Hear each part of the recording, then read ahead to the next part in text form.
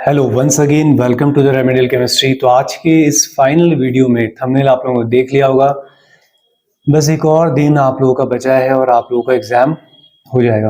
Hopefully आप लोगों की प्रिपरेशन अच्छी चल रही होगी, बाकी सारे सब्जेक्ट्स भी आप लोगों ने कवर कर लिए होंगे। बट एक कॉमन प्रॉब्लम जो लास्ट तक रहती है वो हमारा रिविजन है। कंप्लीट कर ली हैं चीज़ें बट रिविजन उतना अच्छा नहीं हो पाया, या कई चीज़ें लैक भी रह जाती हैं, कुछ चीज़ें छूट जाती हैं। तो आज मैं इस लेक्चर में पूरा सिलेबस आप लोगों को कंप्लीट कराने वाला हूँ, जो आपने करके जाना चाहिए। ऐसा नहीं मैं बोल रहा हूँ कि हर एक टॉपिक कंप्लीट होगा, जो जो सारे इंपॉर्टेंट टॉपिक हैं पूरा एलटी वाला जो आपका केमिस्ट्री का सिलेबस है उसको आज हम कवर करेंगे। तो चलिए स्टार्ट करते हैं। और आप थोड़ा स्पीड बढ़ा के इसको देख सकते हैं, क्योंकि कहीं कहीं पे लिखने में अगर स्पीड लग रही होगी, टाइम लग रहा होगा, लेक्चर को बढ़ाओ। ठीक है, अपना फायदा देखो। ठीक है, आपका बेस्ट होना चाहिए पहले इसमें। तो चलिए स्टार्ट करते हैं। ठीक है, एकदम पॉजिटिव एनर्जी के साथ बैठ के एकदम देखेंगे। ऐसा नहीं कि लेट के आप देख रहे हैं, थोड़ा सा अटेंटिव होके कुछ लिखना है, पॉज करना है, वो सब करेंगे। ठीक है, बस ये फाइनल वीडियो मान के चलो, इसके बाद उसको कुछ रिविजन नहीं करना है। तो चलिए देखते हैं। तो सबसे पहले हम बात करेंगे इनऑर्गेनिक केमिस्ट्री से, जिसका वेटेज ज्यादा होता है आपके एग्जाम में। फिर हम ऑर्गेनिक को देखेंगे थोड़ा बहुत, जिस तरीके से क्वेश्चंस बन सकते हैं। ठीक है, फिर हम लास्ट में आ जाएंगे फिजिकल में। सबसे पहले हम बात करते हैं, चलो पॉइंट फटाफट बनाते भी चलेंगे। तो सबसे पहले मैं यहाँ पे लिखता हूं de Broglie equation. De Broglie equation, ठीक है। क्या होती है de Broglie equation? Lambda is equal to h upon m v, इसको बोलते हैं डी ब्रोगली वेव इक्वेशन। ठीक है, ये लैम्डा यहाँ पर वेवलेंथ है, एच आपका प्लांक कांस्टेंट है, एम मास और वी क्या है आपकी वेलोसिटी है। उसके बाद आपने क्या याद रखना है, एक चीज, एंगुलर नोड और रेडियल नोड, दो तरह के नोड होते हैं, एंगुलर और रेडियल नोड। फॉर्मूले होते हैं इनके, फॉर्मूले हमने पढ़े हैं। तो जो एंगुलर नोड होता है उसका फॉर्मूला होता है एल, यानी कि जो हमारा क्वांटम नंबर एल होता है वो। और रेडियल नोड क्या होता है? N minus l minus one, ये होता है हमारा प्रिंसिपल क्वांटम नंबर। एग्जाम्पल देख लेते हैं, जैसे 4s है, ये है n, और s के लिए l कितना होता है? 0।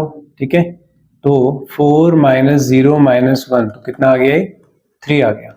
और l में मैंने कितना कहा? l कहा 0, तो ये क्वांटम नंबर से आप निकाल सकते हैं इसे। ठीक है, उसके बाद आपने ध्यान रखना है Cr और Cu का कॉन्फ़िगरेशन, Cr एंड Cu का इलेक्ट्रॉनिक कॉन्फ़िगरेशन। तो Cr का एटॉमिक नंबर होता है 24, तो Cr का होता है 24। तो क्या कॉन्फ़िगरेशन होता है?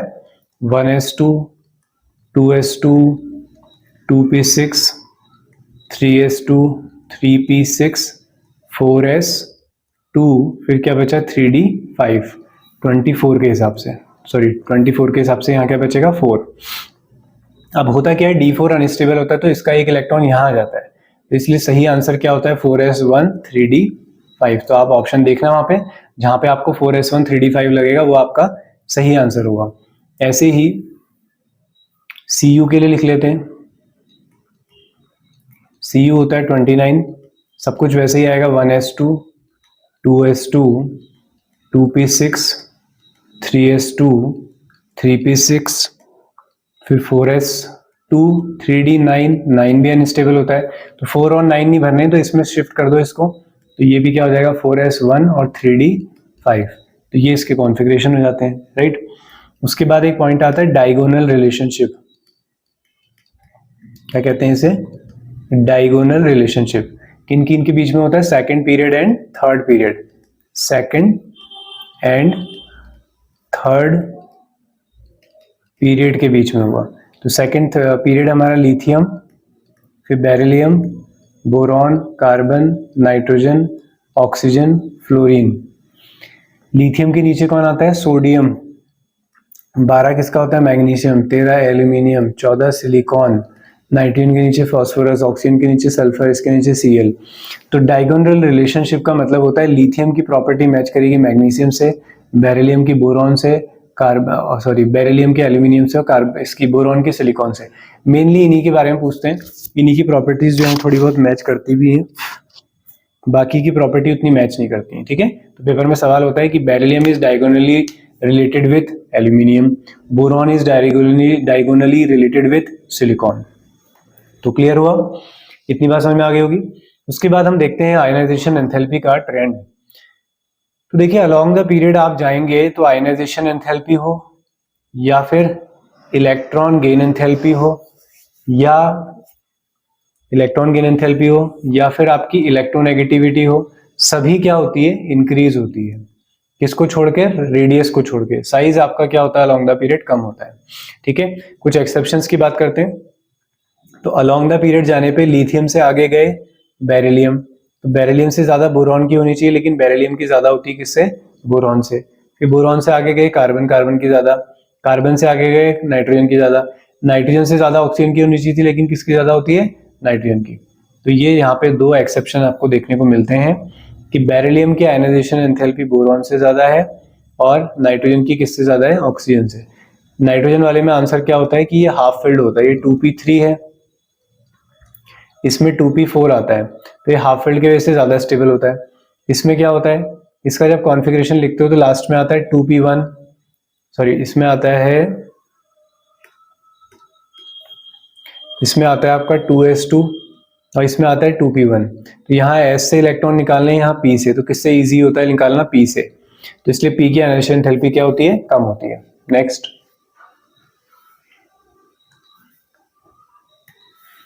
बहुत सिलेक्टिव चीजें हैं, सब पढ़ के जाना है, ठीक है, इनको छोड़े बिना नहीं जा सकते आप। फिर उसके बाद साइज के बारे में एक ऑर्डर लगाने के लिए आता है, तो साइज के बारे में ऑर्डर लगाना इजी है, ठीक है, ज्यादा मुश्किल वाली बात नहीं है। देखो, तो यहाँ पे जितना ज्यादा पॉजिटिव चार्ज होगा, ठीक है, जितना ज्यादा पॉजिटिव चार्ज होगा आपके पास, उतना ही छोटा क्या होगा, एटम का साइज होता है। एक सेकेंड चेंज करने के चक्कर में, ओके। तो मैंने कहा कि पॉजिटिव चार्ज जितना ज्यादा होगा साइज उतना कम होगा, नेगेटिव चार्ज जितना ज्यादा होगा साइज उतना ही बड़ा होगा। एग्जांपल दिखाऊं, देखो हमारे पास है Na पॉजिटिव, बहुत कॉमन क्वेश्चन होता है, ठीक है, Mg2 पॉजिटिव, Al3 पॉजिटिव, तो जितना ज्यादा पॉजिटिव चार्ज उतना साइज कम। नेगेटिव में आते हैं, तुम्हारे पास एक F नेगेटिव है, O2 नेगेटिव है, ज्यादा रिपल्शन ज्यादा साइज बढ़ेगा। N3 नेगेटिव है, तो जितना ज्यादा नेगेटिव उतना ज्यादा साइज बढ़ता है। क्लियर हुआ। उसके बाद हाइब्रिडाइजेशन तो आप लोगों को पूरे अलग से सीखने चाहिए, बट मैं फिर भी जो आपको याद होने चाहिए एज इट इज, अगर बिल्कुल भी किसी ने नहीं सीखे तो उसे अगर याद करने दो, किस किस के याद करके जाए, वो CH4 का याद करके जाए कि sp3 होता है, और ज्योमेट्री कैसी होती है, टेट्राहेड्रल, एंगल कितना होता है 109। उसके बाद NH3 का ही पड़ोसी, सॉरी CH4 का पड़ोसी होता है NH3, NH3 का हाइब्रिडाइजेशन भी कितना होता है sp3, लेकिन शेप कैसा हो जाता है, पिरामिडल, क्योंकि एक आ जाता है लोन पेयर, ठीक है, और एंगल कम हो जाता है, कितना हो जाता है 107, पिछले साल तो एंगल पूछा गया इसका। H2O, ये भी हाइब्रिडाइजेशन कैसा होता है sp3, इसका शेप होता है V शेप या बेंड शेप कहा जाता है, और यहाँ पे एंगल कितना होता है और कम, 104 डिग्री।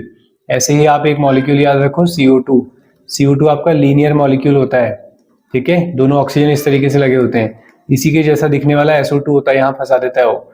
SO2 में लोन पेयर होता है एक, और डबल बॉन्ड वो सीधे नहीं लगे होते, ऐसे लगे होते हैं V शेप में, ठीक है। तो ये वाला कैसा है आपका, लीनियर है, तो ये भी O खींचेगा, ये भी O खींचेगा, तो कोई कहीं नहीं जाएगा, इसलिए इसका डाइपोल मोमेंट क्या होता है, 0। और ये मॉलिक्यूल कैसा होता है, नॉन पोलर होता है, इसमें ये ऑक्सीजन नीचे खींचेगा, ये ऑक्सीजन नीचे खींचेगा, तो कुछ ना कुछ रिजल्टेंट तो आएगा ना कहीं तो खींचेगा ही, तो इसलिए इस मॉलिक्यूल को क्या कहा जाता है, पोलर मॉलिक्यूल कहा जाता है। क्लियर है इतनी बात, ठीक है, वेरी गुड। तो हाइब्रिडाइजेशन किन किन के ध्यान रखने मैंने थोड़े बता दिए हैं आपको। फिर आते हैं हम एमओटी से। एमओटी से तुम्हें क्या ध्यान रखना है, पहला पॉइंट याद होने चाहिए जो, ठीक है, O2 is paramagnetic in nature, O2 is paramagnetic in nature, किससे पता चलता है, मॉलिक्यूलर ऑर्बिटल थ्योरी से, ठीक है। उसके बाद बॉन्ड ऑर्डर निकालना सीखते हैं, बॉन्ड ऑर्डर, डायग्राम वगैरह नहीं बता रहे, बिना उसके ट्रिक पढ़ते हैं हम एक। तो ट्रिक ये है कि हमारे पास है 14, 15, 16, 17, 18, ऐसे पीछे आ जाते हैं, 13, 12, 11 और ये 12, ठीक है। अब क्या करना है, 14 ये है क्या, 18, 14 ये टोटल इलेक्ट्रॉन है, फिर ऊपर हम लिखेंगे बॉन्ड ऑर्डर। अगर किसी के पास 14 इलेक्ट्रॉन है तो उसका बॉन्ड ऑर्डर होता है 3। फिर कम करते जाओ 2.5, फिर 0.5 कम 2, फिर 0.5 1.5, फिर 1। ऐसे ही यहाँ को भी उल्टा करो, 2.5 फिर 2 फिर 1.5 और फिर 1। एग्जाम्पल देखते हैं, NO पॉजिटिव, CN नेगेटिव और CN नेगेटिव हो गया, N2 हो गया। चलो इलेक्ट्रॉन काउंट करो टोटल। तो देखो नाइट्रोजन का एटॉमिक नंबर होता है 7, ठीक है। ऑक्सीजन का होता है 8, एक प्लस मतलब एक कम हो गया, तो कितना आ गया 14 इलेक्ट्रॉन्स आ गए। CN कार्बन क्या होता है, कार्बन का होता है 6, नाइट्रोजन हो गया 7, एक बढ़ गया 8, तो ये भी कितना आ गया 14 आ गया, और यहाँ पे भी कितना आ गया 14। तो अगर सेम इलेक्ट्रॉन है तो सभी का बॉन्ड नंबर कितना होगा 3। याद क्यों नहीं करना है, क्योंकि नाइट्रोजन का सब जानते हैं। अब मुझे O2 1 पॉजिटिव का बताओ। तो O और O 8 + 8 16, एक कम 15, तो 15 में बॉन्ड ऑर्डर कितना होगा 2.5। तो बड़ा इंपॉर्टेंट है ये, ठीक है। तो ट्रिक याद करके लिखे जाओ। चलो नेक्स्ट, और लाइक करना मत भूलना, ठीक है। लाइक करना और कमेंट करके बताना यार कैसा लगा आप लोगों को, ठीक है। तो चलो इसके आगे बढ़ते हैं। फिर सिग्मा बॉन्ड और पाई बॉन्ड, सिग्मा और पाई बॉन्ड कैलकुलेट करने के लिए भी आना चाहिए, ऑर्गेनिक में भी यूज होता है। तो सिग्मा बॉन्ड कैसे बनते हैं, हेड टू हेड ओवरलैपिंग से। कैसी ओवरलैपिंग से, हेड टू हेड, सर से सर टकराने चाहिए। और ये कैसे बनता है, ये बनता है साइड ओवरलैपिंग से, साइड बाय साइड ओवरलैपिंग। तो हेड टू हेड ओवरलैपिंग, जैसे ये p ऑर्बिटल, ये दूसरा p ऑर्बिटल, तो हेड हेड टकराएंगे इसके। अगर साइड और साइड से ओवरलैपिंग होगी तो पाई बॉन्ड बनेंगे। कौन स्ट्रांग होता है, सिग्मा बॉन्ड स्ट्रांग होता है। किस किस की ओवरलैपिंग से बनते हैं, जब S और S ओवरलैप करें, S के साथ PZ ओवरलैप करें, या फिर PZ और PZ ओवरलैप करें। यहाँ पे कौन कौन सी ओवरलैपिंग होती है, PX और PX, दूसरी होती है PY और PY। तो ऐसी ओवरलैपिंग से बनते हैं हमारे पाई बॉन्ड। सिग्मा बॉन्ड ज़्यादा स्ट्रांग होते हैं, ठीक है। और बिना सिग्मा बॉन्ड के पाई बॉन्ड नहीं आ सकता। कभी भी अगर सिंगल बॉन्ड होता है, सॉरी ट्रिपल बॉन्ड होता है, तो ट्रिपल बॉन्ड में 2 तो पाई होते हैं और एक क्या होता है सिग्मा। अगर डबल बॉन्ड है तो डबल बॉन्ड में एक सिग्मा और एक पाई होता है, ठीक है। एक सिग्मा होगा और एक पाई होगा। उसके बाद अगर सिंगल बॉन्ड आएगा, सिंगल बॉन्ड में क्या होता है, खाली सिग्मा ही होता है। क्लियर है। तो sigma bond pi bond calculate करने का एक एग्जांपल देख लेते हैं, ठीक है। तो जैसे हमारे पास है CH3CHO, इसमें हमें बनाना है, तो हमारे पास H और इसी तरीके से और भी लगा सकते हैं हम इसमें, ठीक है। तो H के कितने H हैं, कार्बन के पास 3 H हैं, फिर क्या है उसके पास C डबल बॉन्ड O और ये H। काउंट करो कितने सिग्मा है, सिग्मा काउंट करो, 1 2 3 4 5 और ये 6। तो सिग्मा कितने हो गए 6, पाई कितने हैं 1। अब बेंजीन में अगर आपसे पूछे तो बेंजीन का आपको ओपन स्ट्रक्चर बनाना पड़ेगा। तो बेंजीन में सब जगह डबल बॉन्ड होते हैं और हर कॉर्नर पे H छुपे होते हैं, C6H6 तभी तो बोलते हो। अब काउंट करो जरा सिग्मा, तो 6 सिग्मा तो बाहर हो जाएंगे, तो 1 2 3 4 5 6, 6 ही अंदर हो जाएंगे, 7 8 9 10 11 12। तो सिग्मा कितने हैं यहाँ पे 12, पाई कितने हैं 3। तो इस तरीके से आपने इनको कैलकुलेट करना होगा। जिसको जितने अच्छे से स्ट्रक्चर आते हैं वो उतना अच्छे से काउंट कर सकता है।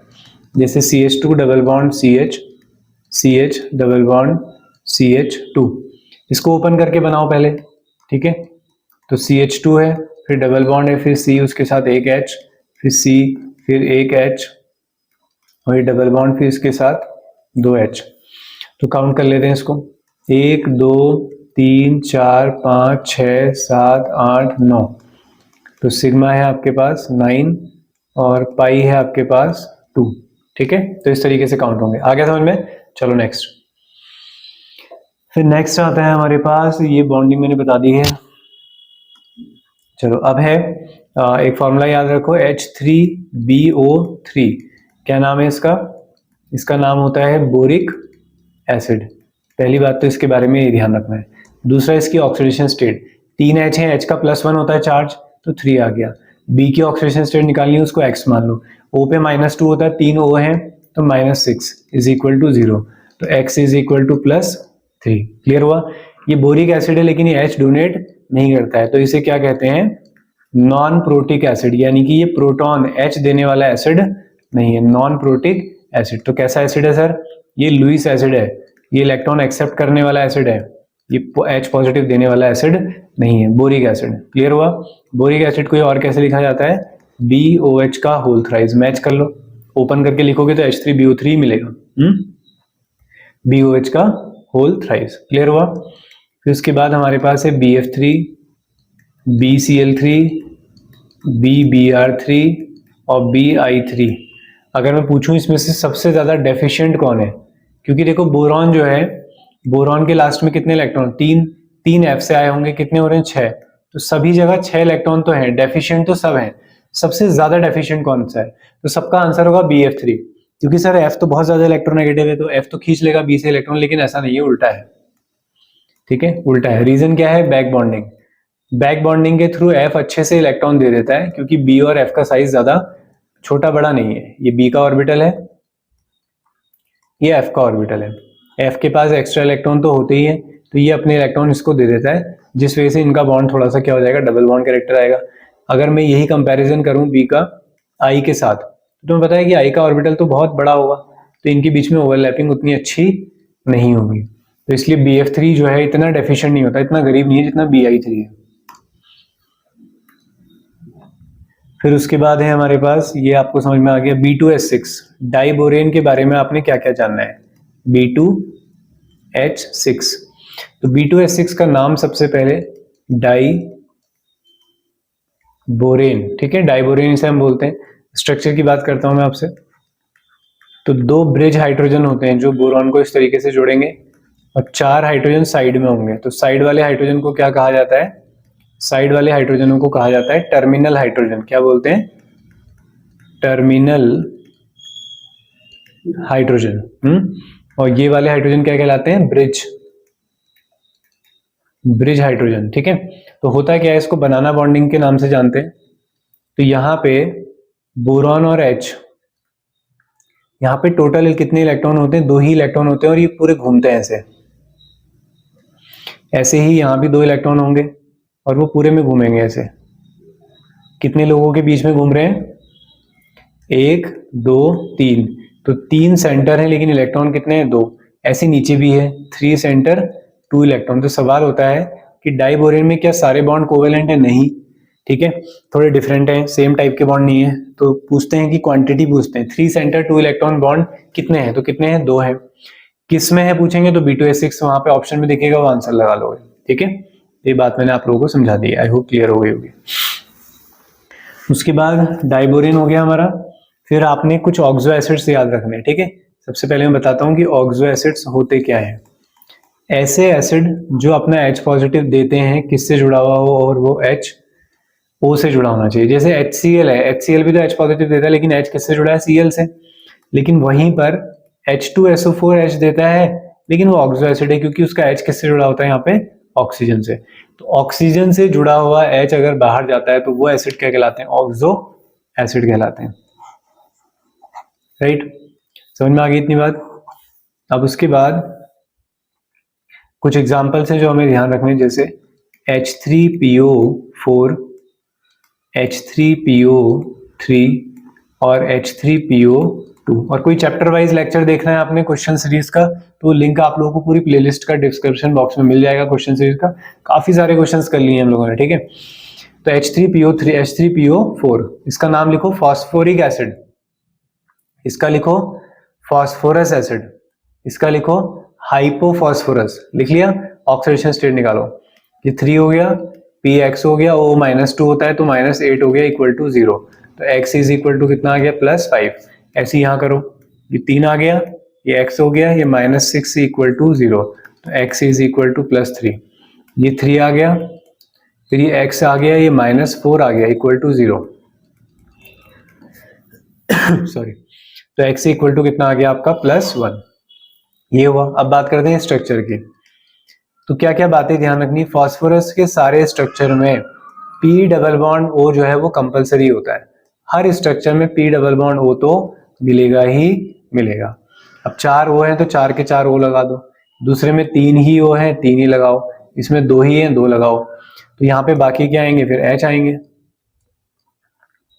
और यहाँ पे 2 एच है, एक एच यहाँ आ जाएगा, तो यहाँ पे एक ही एच है, बाकी 2 एच यहाँ आएंगे। तो क्या क्या नजर आता है तुम्हें यहाँ पे, तुम्हें नजर आता है कि सर जो हमारे फास्फोरस के ऑक्सो एसिड है उसमें ये तो ठीक है कि ये कंपलसरी है पी डबल बॉन्ड ओ।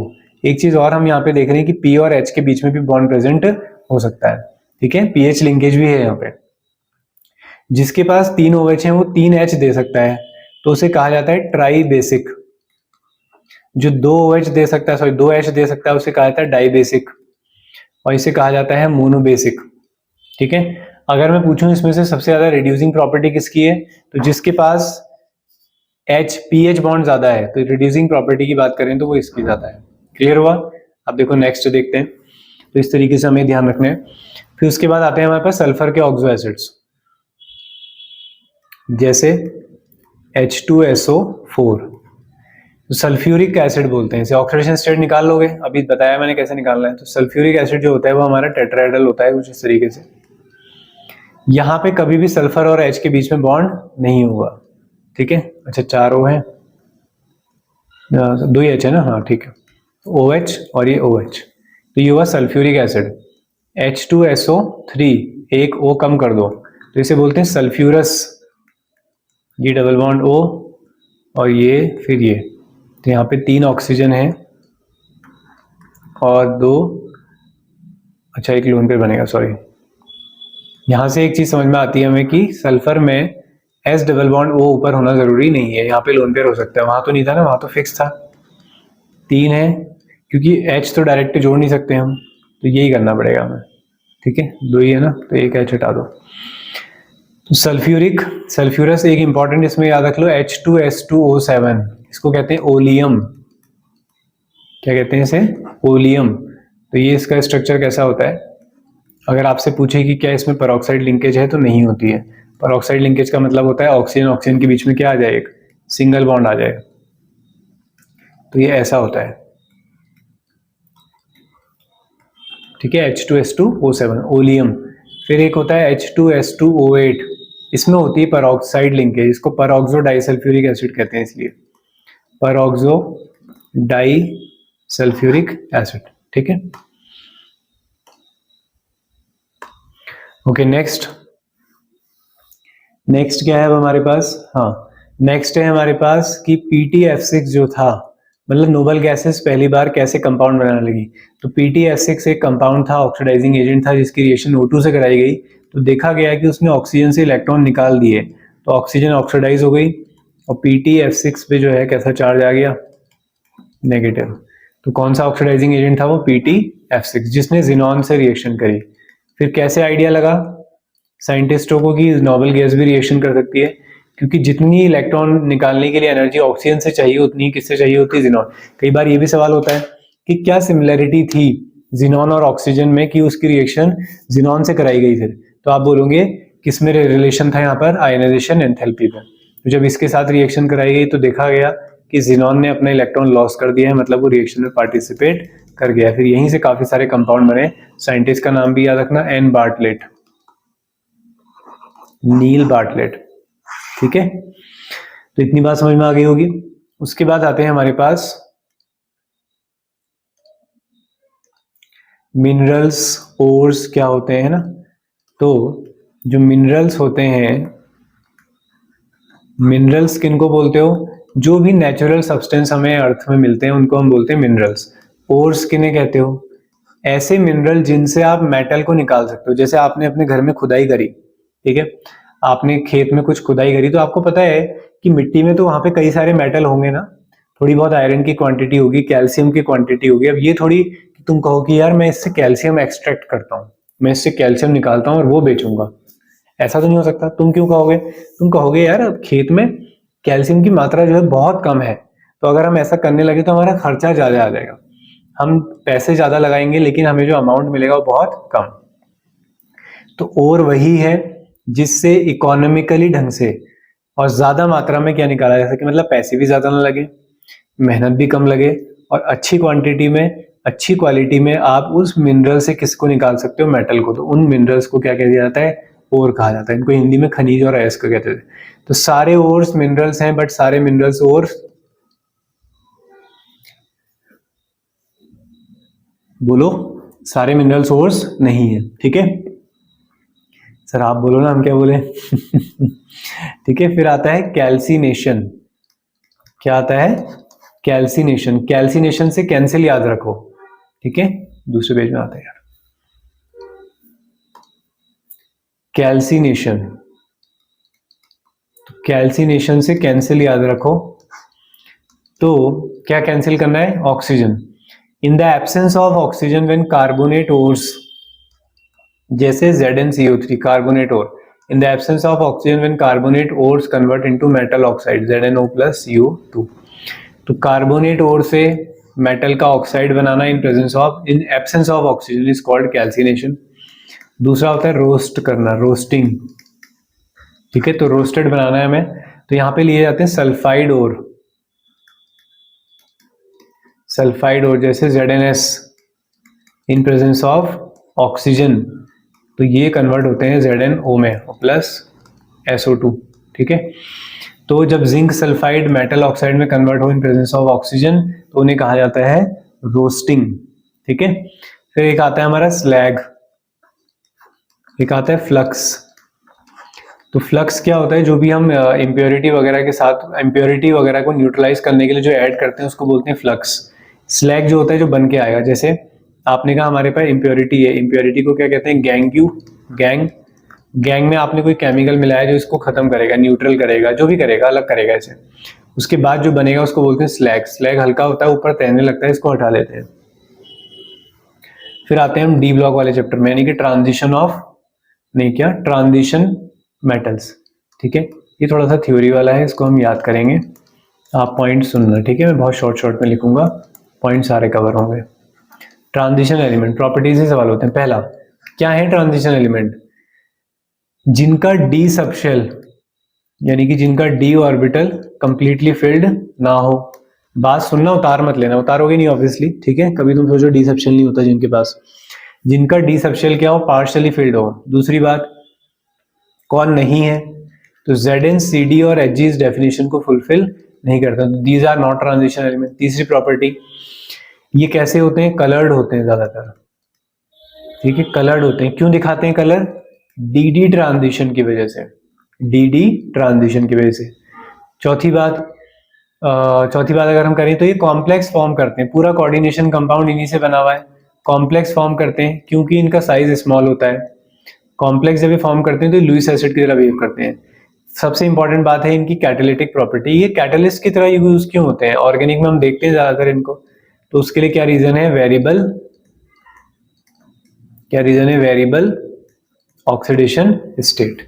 तो अलग अलग ऑक्सीडेशन स्टेट दिखाने की वजह से इन्हें किसकी तरह यूज किया जाता है, कैटलिस्ट की तरह यूज किया जाता है।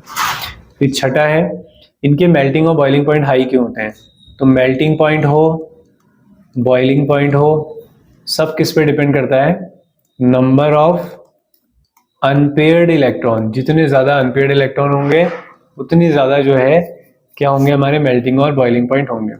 Seven property, interstitial compound. क्या होते हैं इंटरस्टिशियल कंपाउंड, जब बड़े एटम्स के बीच में कुछ छोटे एटम ट्रैप कर दिए जाए, जैसे यहाँ पे छोटे छोटे एटम बिठा दिए तुमने।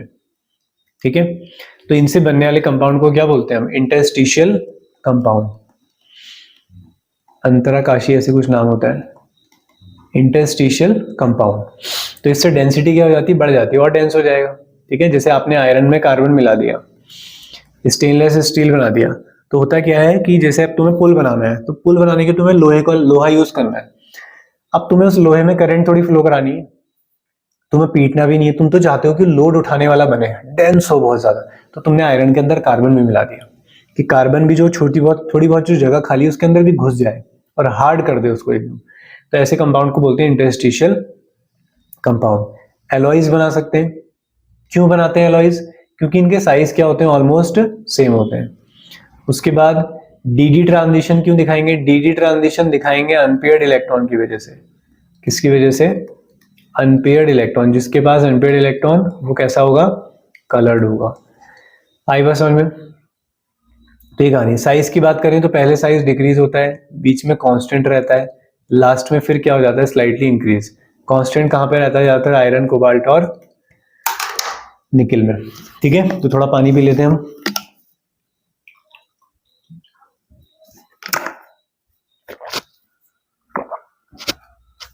ओके, तो अब बात करते हैं हम कुछ और ऑक्सीडेशन स्टेट्स की जो एक्सेप्शनल होती हैं। ठीक है, तो जैसे इसमें एक आता है CrO5। CrO5 में अगर आप ऑक्सीडेशन स्टेट निकालोगे, ऑक्सीजन की -2 लोगे, तो ये -10 = 0, तो ये आएगी आपकी +10। लेकिन ये गलत है, इसका सही आंसर क्या होता है? +6, क्योंकि क्रोमियम के लास्ट में 6 इलेक्ट्रॉन होते हैं, उससे ज्यादा नहीं आ सकती ऑक्सीडेशन स्टेट। एक इसमें याद रखो। दूसरा H2S2O8, इसमें X करके निकालो। X सल्फर के लिए कितना आ गया? 2X, 2 हाइड्रोजन है 2, ऑक्सीजन का -2 होता है, 8 × 16 = 0, तो 2X = कितना हुआ? 14, X कितना आ गया? +7। सल्फर के लास्ट में 6 ही इलेक्ट्रॉन होते हैं, 7 कैसे आ सकती है? नहीं आ सकती। तो सही आंसर क्या है इसका भी? +6 है। ठीक है, CaOCl2 याद रखो।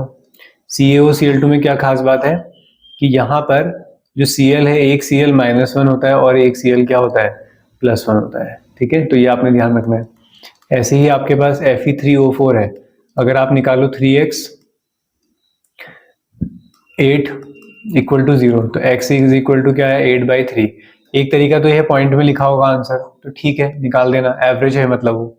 पॉइंट में नहीं लिखा है, आपसे इंडिविजुअल पूछ रहा है कि आयरन कौन कौन सी ऑक्सीडेशन स्टेट में है, तो इस 8/3 का मतलब है कि +8 आया होगा, 3 लोगों में डिवाइड हुआ है। कैसे होता है? तो देखो FeO डॉट, ये है वो दो कंपाउंड, इन दोनों को मिला के लिखा गया ऊपर Fe3O4। अब FeO में निकालोगे, Fe की ऑक्सीडेशन स्टेट कितनी आएगी? +2। यहाँ निकालोगे कितनी आएगी? +3। कितने हैं +3 वाले? 2, तो 6 ये हो गए, 2 ये हो गए, 8। ठीक है, तो ये एग्जाम्पल आप लोगों ने ध्यान रखने हैं। और बाकी ऑक्सीडेशन स्टेट निकालने का तो वही तरीका है जैसे आपने निकालनी है K2Cr2O7। ट्राई करो, निकालो जरा, काम चोरी मत दिखाओ ना, निकालो जल्दी। K कितना हो गया? 2 हो गया। Cr कितना हो गया? 2X। O कितना हो गया? 14 = 0, तो X कितना आ गया? +6। तो इस तरीके से यहाँ पे ऑक्सीडेशन स्टेट हम निकाल सकते हैं। क्लियर हुआ? अब उसके बाद जो है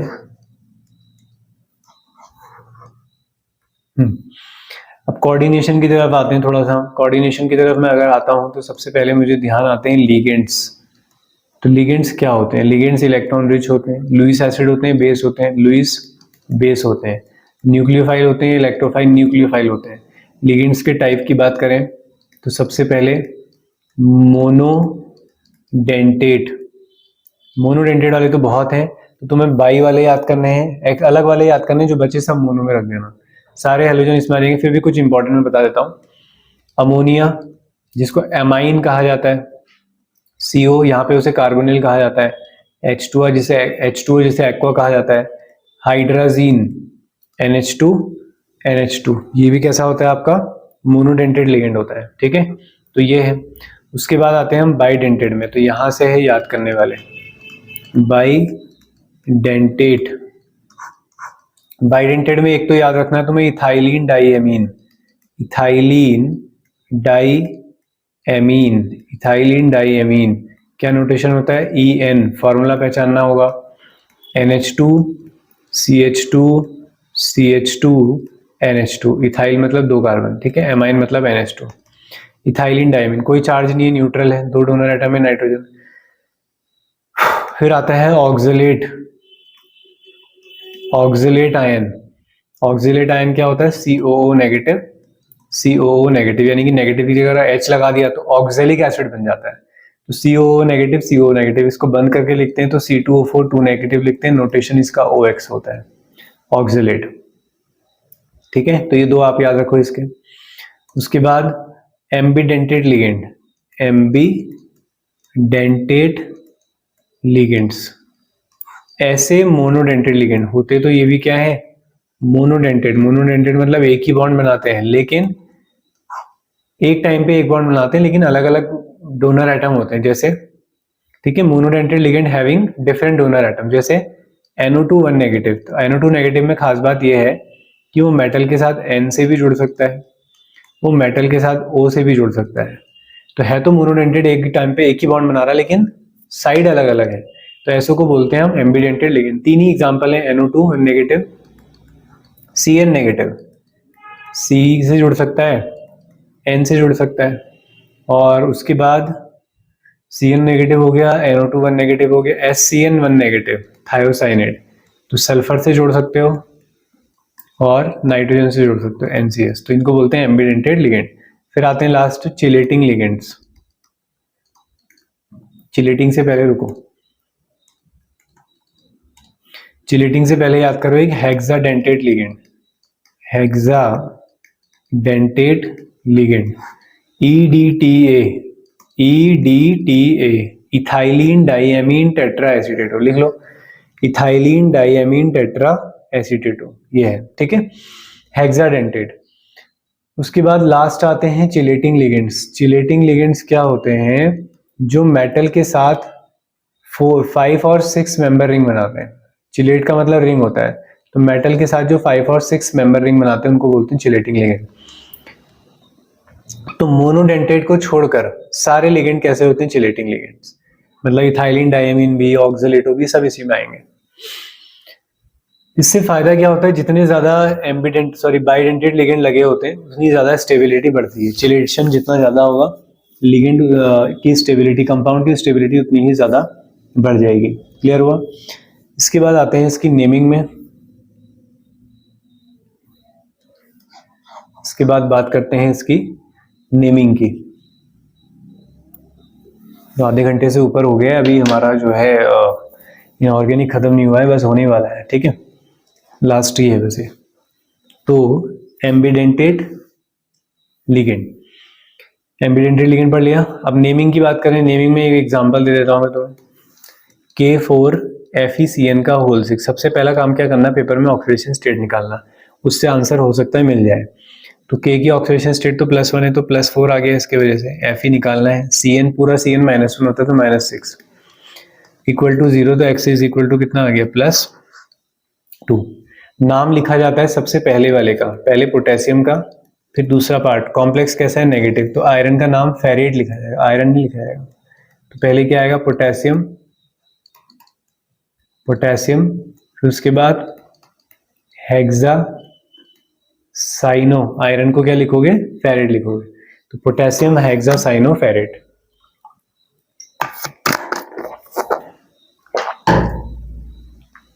तो पोटेशियम हेक्सा साइनो फेरेट, तो नाम थोड़ा सा देख लेना, ठीक है, पूरा डिटेल में जाना पड़ेगा नहीं तो।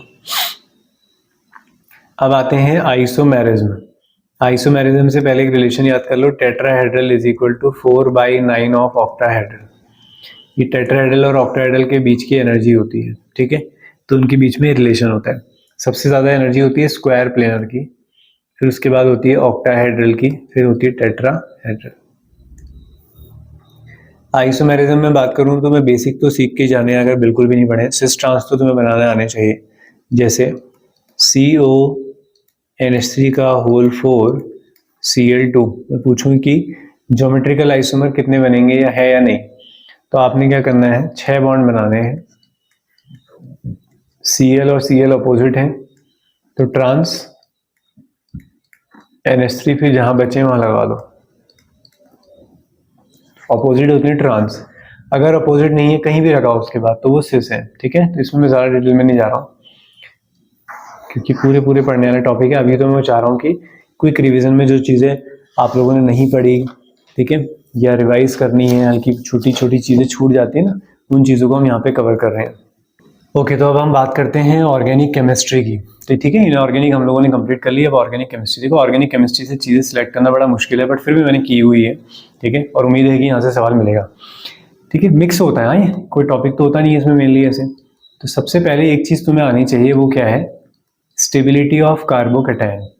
स्टेबिलिटी ऑफ कार्बोकैटायन, बहुत चीजों के आंसर हम इसके थ्रू फिर करते हैं। स्टेबिलिटी ऑफ कार्बोकैटायन, तो आप सभी जानते होंगे सबसे ज्यादा स्टेबल होता है 3rd डिग्री कार्बोकैटायन, फिर 2 डिग्री उससे कम, 1 डिग्री उससे भी कम। और कौन से कार्बोकेटाइन स्टेबल होते हैं? बेंजीन के नेक्स्ट में बना हुआ कार्बोकेटाइन, बेंजाइल कार्बोकेटाइन, वो स्टेबल होता है। एलाइलिक कार्बोकेटाइन स्टेबल होता है। लेकिन इन सब में भी सबसे ज़्यादा स्टेबल तो कौन सा होता है? 3rd degree. उसके बाद ये आएगा, फिर ये आएगा, फिर 2 डिग्री, फिर 1 डिग्री।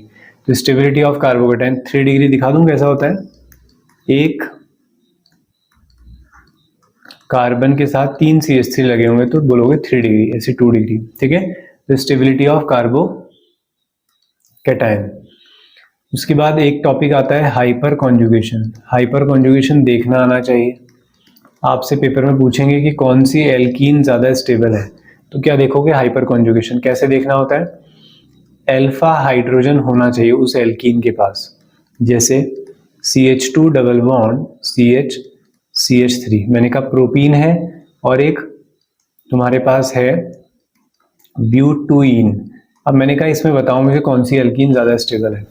तो देखो फंक्शनल ग्रुप तो ये हो गया, उसका next carbon alpha, next carbon alpha. कितने H लगे हैं अल्फा पे टोटल? फिर 6 H लगे हैं। यहाँ पे देखो ये फंक्शनल ग्रुप हो गया, ये नेक्स्ट कार्बन अल्फा, तो कितने अल्फा H लगे हैं यहाँ पे? 3। तो कौन ज़्यादा स्टेबल है? ये।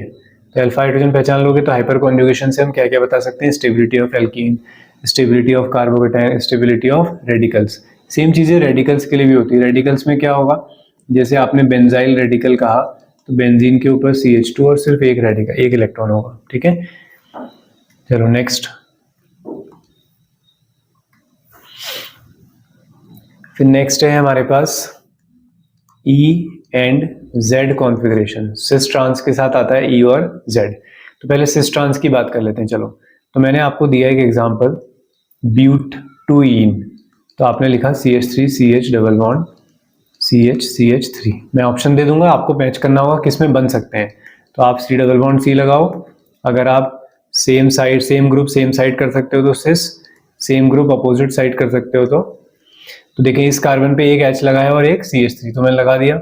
ऐसे यहाँ पे एक H और एक CH3, तो ये कौन सी फॉर्म बन गई? ये ट्रांस। इसी की सिस फॉर्म भी बना सकते हो। CH3 और CH3 दोनों सेम साइड है और नीचे क्या है? H। कब नहीं होगी आइसोमेरिज्म?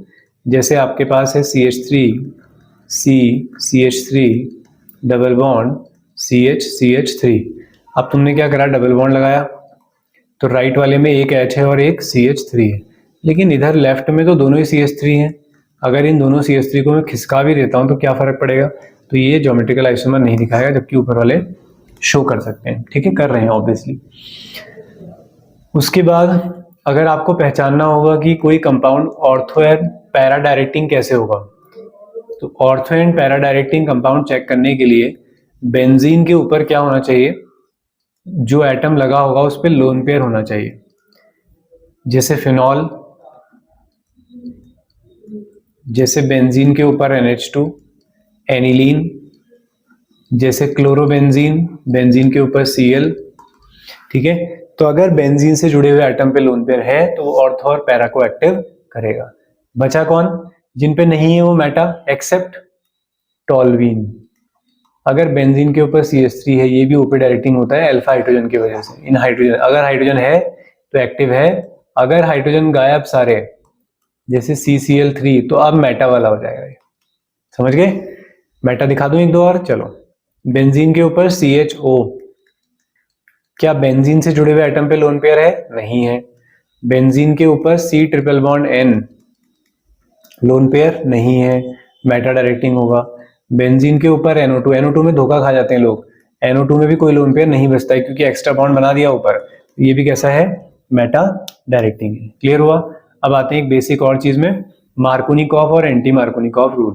तो जैसे पेपर में आपको एक नाम दे देंगे कि प्रोपीन की रिएक्शन HBr से कराने पर क्या बनता है, तो ये प्रोपीन है, ये HBr है। रूल क्या कहता है कि डबल बॉन्ड जब तोड़ोगे तो Br वहां लगाओगे, यानी कि इलेक्ट्रोनेगेटिव एटम जो है वो वहां लगाओगे जहां हाइड्रोजन कम है। तो क्या बनेगा? CH3 CH Br और CH3। तो जरूरी नहीं है जो HBr ऐड हो, यहाँ पे H2O भी ऐड हो सकता है, वो भी ऐसे ही होगा। OH कहाँ जाएगा? जहाँ Br गया है। ऐसे ही यहाँ पे HCl हो सकता है, यहाँ पे HI हो सकता है। इसी का उल्टा होता है एंटी मार्कोनिकॉफ रूल। अगर मैं यही एल्कीन आपको देता हूँ CH3 CH double bond CH2, इसकी रिएक्शन कराओ HBr से इन प्रेजेंस ऑफ परऑक्साइड। अगर परऑक्साइड लग गया तो रूल उल्टा, तो Br वहां जाएगा, यानी कि ये सिर्फ HBr के लिए काम करता है, ध्यान रखना। परऑक्साइड इफेक्ट HBr के साथ ही काम करता है बस, तो Br कहाँ जाएगा, उल्टा करना है, ठीक है। तो ये प्रोडक्ट बन जाएगा। क्लियर हुआ, ये बात समझ में आ गई इतनी? ओके। फिर आते हैं उसके बाद सेडजेफ और हॉफमैन प्रोडक्ट, जिसको बीटा एलिमिनेशन कहते हैं। देखो कैसे होती है। CH3 है, CH है, यहाँ Cl है, यहाँ CH2 है, यहाँ CH3 है। अब उसके बाद ये है अल्फा, ये है आपका बीटा। तो करना क्या है, किससे रिएक्शन कराएंगे, एल्कोहलिक KOH या NaOH से। तो होता क्या है, ये K तो ले जाएगा Cl को, अब बचा OH, वो OH या तो H यहाँ से ले जाए या फिर वो OH यहाँ से H ले जाए, तो इनके बीच में डबल बॉन्ड बनेगा। तो पहले वाले से अगर H गया तो डबल बॉन्ड पहले वाले में बनेगा, ठीक है। दूसरे वाले से गया तो CH3CH डबल बॉन्ड CH3। अब हमें बताना है कि स्टेबल कौन है। तो जो एल्कीन ज्यादा घिरी हुई है, इस एल्कीन में दोनों साइड से कुछ ना कुछ लगा है, वो एल्कीन होती है मेजर। इस एल्कीन में देखो लेफ्ट में तो कुछ है नहीं, राइट में है कुछ, ठीक है, तो इसको बोलते हैं माइनर। अभी मेजर वाली जो एल्कीन होती है इसको बोलते हैं सेडजेफ प्रोडक्ट, ठीक है। कुछ बुक्स इसको जेडसेफ भी लिखती हैं, सेडजेफ प्रोडक्ट, और इसको क्या कहते हैं, हॉफमैन। जो कम स्टेबल है, आधा है मतलब हाफ, ठीक है, तो ऐसे बनता है। क्लियर हुआ, चलो नेक्स्ट। फिर उसके बाद कुछ इंपॉर्टेंट रिएक्शंस की बात करते हैं, जैसे जो आपको बिल्कुल याद होनी चाहिए। पहली फिनॉल की रिएक्शन, बहुत ही इंपॉर्टेंट वाली बता रहा हूं मैं पहले, ठीक है। फिनॉल की रिएक्शन ब्रोमीन वाटर से, ब्रोमीन वाटर लिखें या ब्रोमीन एक्वस। तो क्या करना है, सारी ही पोजीशन पे ऑर्थो पैरा, आपने अभी देखो सीखा था, झूठ मत बोलना, अभी मैंने बताया था ऑक्सीजन पे लोन पेयर होते हैं तो ओपी डायरेक्टिंग होते हैं। तो Br कहाँ आएगा, ऑर्थो पैरा और ऑर्थो, इन्हीं पे आ सकता है, तो सब ऑक्यूपाई कर लेता है। ऐसे ही अगर आपने इसका नाइट्रेशन किया कंसंट्रेटेड HNO3 से, वहां भी यही होगा, सारी ऑर्थो और पैरा पोजीशन कितने क्या लग जाएंगे, NO2। इसे पिक्रिक एसिड बोलते हैं, क्या बोलते हैं, पिक्रिक एसिड। ये व्हाइट PPT बनता है, ये ब्राउन कलर का सॉल्यूशन होता है ब्रोमीन, ठीक है। ये इसी की रिएक्शन कराओ जिंक डस्ट से, जिंक पाउडर, तो क्या होगा, Zn और O बाहर, Zn और बाहर हो गया, तो ये बचा बस, तो ये है, ठीक है। ऐसे ही हमारे पास फॉस्जीन गैस होती है, किससे बनती है, क्लोरोफॉर्म को जब ऑक्सीजन में जलाया जाता है हल्की इन प्रेजेंस ऑफ सनलाइट, तो एक पॉइजनस गैस बनती है, इसको COCl2 कहते हैं। क्या नाम है इसका, फॉस्जीन। इससे बचने के लिए क्या किया जाता है, जिस बोतल में क्लोरोफॉर्म को रखा जाता है मुंह तक भर के रखेंगे, ऊपर तक, क्योंकि इसके अंदर हवा नहीं रहनी चाहिए, अगर हवा रहेगी तो फिर वो गैस बनाएगा। दूसरा, इसको डार्क ग्लास में वो रखते हैं, जैसे आपने लैब में देखा होगा डार्क कलर की ग्लास की बोतल होती है ब्राउन कलर की, तो वो लाइट से प्रोटेक्ट करती हैं। तो ये दो तरीके होते हैं इसको बचाने के। तो एक रिएक्शन ये DDT, फुल फॉर्म याद रखो, डाइक्लोरो डाइफिनाइल ट्राइक्लोरोइथीन, स्ट्रक्चर तो नहीं आएगा। और किससे बनता है, ये बनता है क्लोरो बेंजीन प्लस क्लोरल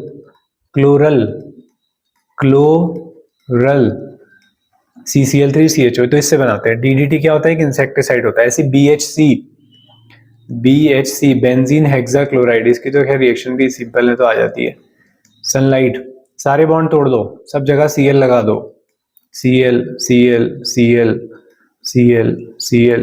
इसको बोलते हैं BHC बेंजीन हेक्साक्लोराइड।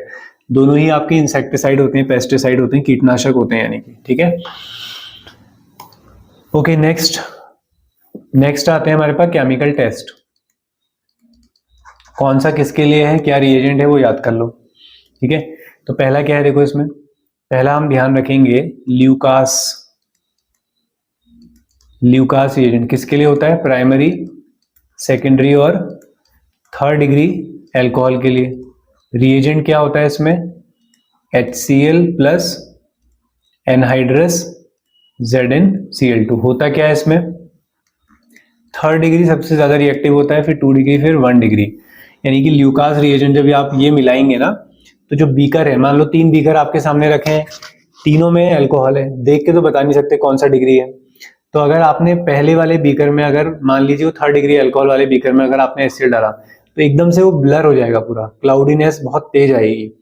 अगर वो 2 डिग्री अल्कोहल होगा तो क्लाउडीनेस जो है वो 3 से 4 मिनट बाद आएगी। अगर वो 1 डिग्री अल्कोहल है तो उसके अंदर क्लाउडीनेस यानी कि धुंधलापन आएगा ही नहीं रूम टेम्परेचर पे, जब तक बहुत ज्यादा हीट नहीं करोगे। क्लियर हुआ?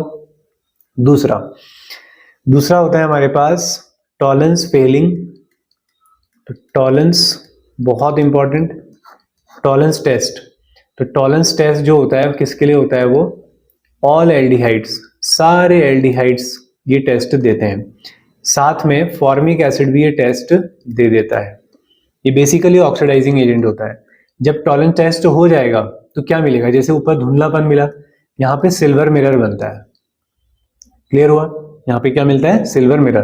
टॉलरेंस रिएजेंट है क्या? जैसे ऊपर HCl प्लस एनहाइड्रस NaCl2, ये होता है AgNH3 का होल ट्वाइस 1 पॉजिटिव। क्लियर? फिर आता है फेलिंग टेस्ट।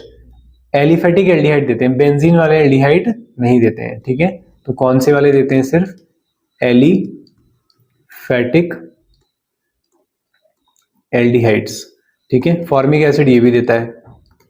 कीटोन ये टेस्ट नहीं देते। तो एल्डिहाइड कीटोन में डिफरेंस करना हो तो टॉलरेंस लगा लो, फेलिंग लगा लो। ठीक है, रिएजेंट क्या होता है? 2 होते हैं, Fehling solution 1, Fehling solution 2। Fehling solution होता है ब्लू कलर का, कॉपर सल्फेट .5H2O, और ये होता है सोडियम पोटेशियम टार्ट्रेट। ठीक है, सोडियम पोटेशियम टार्ट्रेट। रिप्रेजेंटेशन क्या होता है? बस ऐसे लिखेंगे, Cu2 पॉजिटिव और OH नेगेटिव। ऑब्जर्वेशन क्या है? जैसे पहले में धुंधलापन आया, दूसरे में सिल्वर मिरर मिला, यहाँ पे रेड PPT मिलता है। किसका? Cu2 का। तो क्या याद रखना है? टॉलरेंस टेस्ट कौन देते हैं? ऑल एल्डिहाइड्स, साथ में फॉर्मिक एसिड भी। फेलिंग सॉल्यूशन टेस्ट कौन देते हैं? एलिफेटिक, बेंजील्डिहाइड नहीं देगा, बेंजीन वाला एल्डिहाइड नहीं देंगे, फॉर्मिक एसिड देगा। ये 2 टाइप के होते हैं, 1 और 2। पहला वाला होता है कॉपर सल्फेट, दूसरा होता है सोडियम पोटेशियम टार्ट्रेट। ऑब्जर्वेशन क्या है? क्या कैसे पता लगेगा टेस्ट हो गया, पास हो गया टेस्ट? तो अगर रेड PPT बन गया तो ये आंसर हो जाएगा। ठीक है, फिर इसमें आता है आइडोफॉर्म, कि आइडोफॉर्म टेस्ट कौन देते हैं? इसमें ना एल्डिहाइड है ना कीटोन वाला चक्कर है। हर वो कंपाउंड जिसके पास क्या हो, मिथाइल कीटोन, या फिर हर वो अल्कोहल जिसके पास ऐसा ग्रुप लगा हो, ये टेस्ट दे सकता है। जैसे मैं पूछूं प्रोपेनोन, आप बोलो प्रोपेनोन तो सर ये होता है CH3COCH3, क्या टेस्ट देगा? बिल्कुल देगा। बस बेंजोफिनॉन, सॉरी एसिटोफिनॉन COCH3, ये लीजिए, ये भी टेस्ट देगा। क्या ये टेस्ट दे सकता है? देखो ये टेस्ट दे रहा है, ये तो नहीं दे रहा है। इसके लेफ्ट में तो CH2 है, अगर यहां से एक हटा देते हैं, यहाँ CH3, तो फिर दे देगा। क्लियर हुआ? इस तरीके से आइडोफॉर्म टेस्ट पहचानते हैं। अब पहचान तो लेंगे, उसके बाद अगर टेस्ट हो गया तो हमें कैसे पता चलेगा कि आइडोफॉर्म टेस्ट हुआ है? पहली बात, आइडोफॉर्म टेस्ट के लिए केमिकल क्या है? I2+ NaOH। ऑब्जर्वेशन क्या है? आइडोफॉर्म बनेगा CHI3, कैसे कलर का होता है? येलो PPT, येलो कलर की PPT बनती है। एंटीसेप्टिक स्मेल होती है, मेडिसिन की जैसी स्मेल आती है, एंटीसेप्टिक स्मेल। ठीक है, तो ये चीजें होती है। उसके बाद एक टेस्ट आता है हमारा हिंसबर्ग टेस्ट। ठीक है, सारे टेस्ट याद रखना कौन किसके लिए। हिंसबर्ग टेस्ट होता है एमाइंस के लिए, प्राइमरी, सेकेंडरी और टर्शरी एमाइन। हिंसबर्ग रिएजेंट क्या होता है? बेंजीन सल्फोनिल क्लोराइड, बेंजीन के ऊपर SO2Cl।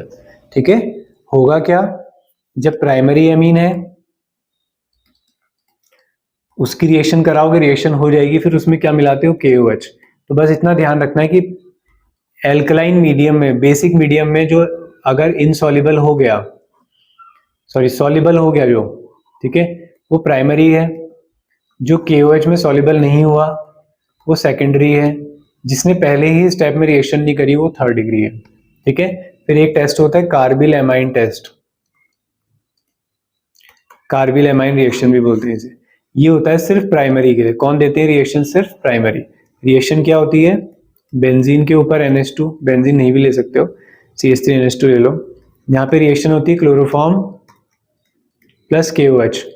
तो ये जो NH2 है वो किस में बदल जाता है, वो बदल जाता है NC में, आइसोसाइनाइड। अनप्लीजेंट स्मेल आती है, बहुत तीक्ष्ण, ठीक है, बहुत शार्प स्मेल। तो ये है, ठीक है। और उसके बाद एरोमेटिसिटी देखते हैं, चलो क्या देखते हैं, एरोमेटिसिटी। तो एरोमेटिसिटी की बात करते हैं। तो एरोमेटिसिटी के लिए कंडीशन क्या होती है, पहला, चलो सीधे चेक करते हैं यार, ठीक है। इसमें क्या होता है, हक, देखो चलो बता देता हूँ। पहला क्या होना चाहिए, साइक्लिक हो स्ट्रक्चर, मतलब क्लोज होना चाहिए पूरा, ठीक है। दूसरा, सबके हाइब्रिडाइजेशन कैसे आना चाहिए, sp2। तीसरा, कॉन्जुगेशन होना चाहिए। कॉन्जुगेशन क्या क्या होता है, कॉन्जुगेशन चेक कैसे करते हो, डबल बॉन्ड के बाद सिंगल बॉन्ड, फिर डबल बॉन्ड, फिर सिंगल बॉन्ड, ये कॉन्जुगेशन है। डबल बॉन्ड के नेक्स्ट में क्या था, चार्ज पॉजिटिव, डबल बॉन्ड के नेक्स्ट पे नेगेटिव, डबल बॉन्ड के नेक्स्ट पे लोन पेयर, ये सब कॉन्जुगेशन है, ठीक है। अभी चेक करा देते हैं। पहला ये, तुम कॉन्जुगेशन चेक करो और इलेक्ट्रॉन। अच्छा, चौथी कंडीशन क्या होती है, इसके पास 4n+2 पाई इलेक्ट्रॉन होने चाहिए। क्या होने चाहिए, 4n+2 पाई इलेक्ट्रॉन। इसको बोलते हैं हकल रूल। जहां पे n 1 2 3 4 होता है, n 1 रखो तो कितना आएगा, 2 पाई इलेक्ट्रॉन, इलेक्ट्रॉन है। फिर 1 रखो, 4 का गैप 6 पाई, फिर 4 का गैप 10 पाई, ऐसे आने चाहिए इलेक्ट्रॉन। यहां काउंट करते हैं, चलो। तो ये एक स्ट्रक्चर है, डबल बॉन्ड के नेक्स्ट पे नेगेटिव है, तो कॉन्जुगेशन तो है। अब इलेक्ट्रॉन काउंट कर लो, फिर 2 इलेक्ट्रॉन ये हो गए, 2 नेगेटिव या लेके होंगे, तो कितने इलेक्ट्रॉन आ रहे हैं, 4 इलेक्ट्रॉन आ रहे हैं। लेकिन यहाँ तो 2 वाला होता है, तो सारे रूल फॉलो कर रहा है, साइक्लिक भी है, देखो sp2 हो गई, अगर कॉन्जुगेशन है, कॉन्जुगेशन भी है। लेकिन लास्ट रूल को फॉलो नहीं कर रहा है, तो लास्ट रूल को फॉलो नहीं करता है तो इनको क्या बोलते हैं, एंटी एरोमेटिक, ठीक है। एक अच्छे से पेज में कुछ एग्जांपल देता हूं, काम की चीजें इसमें। तो जैसे आपके पास है,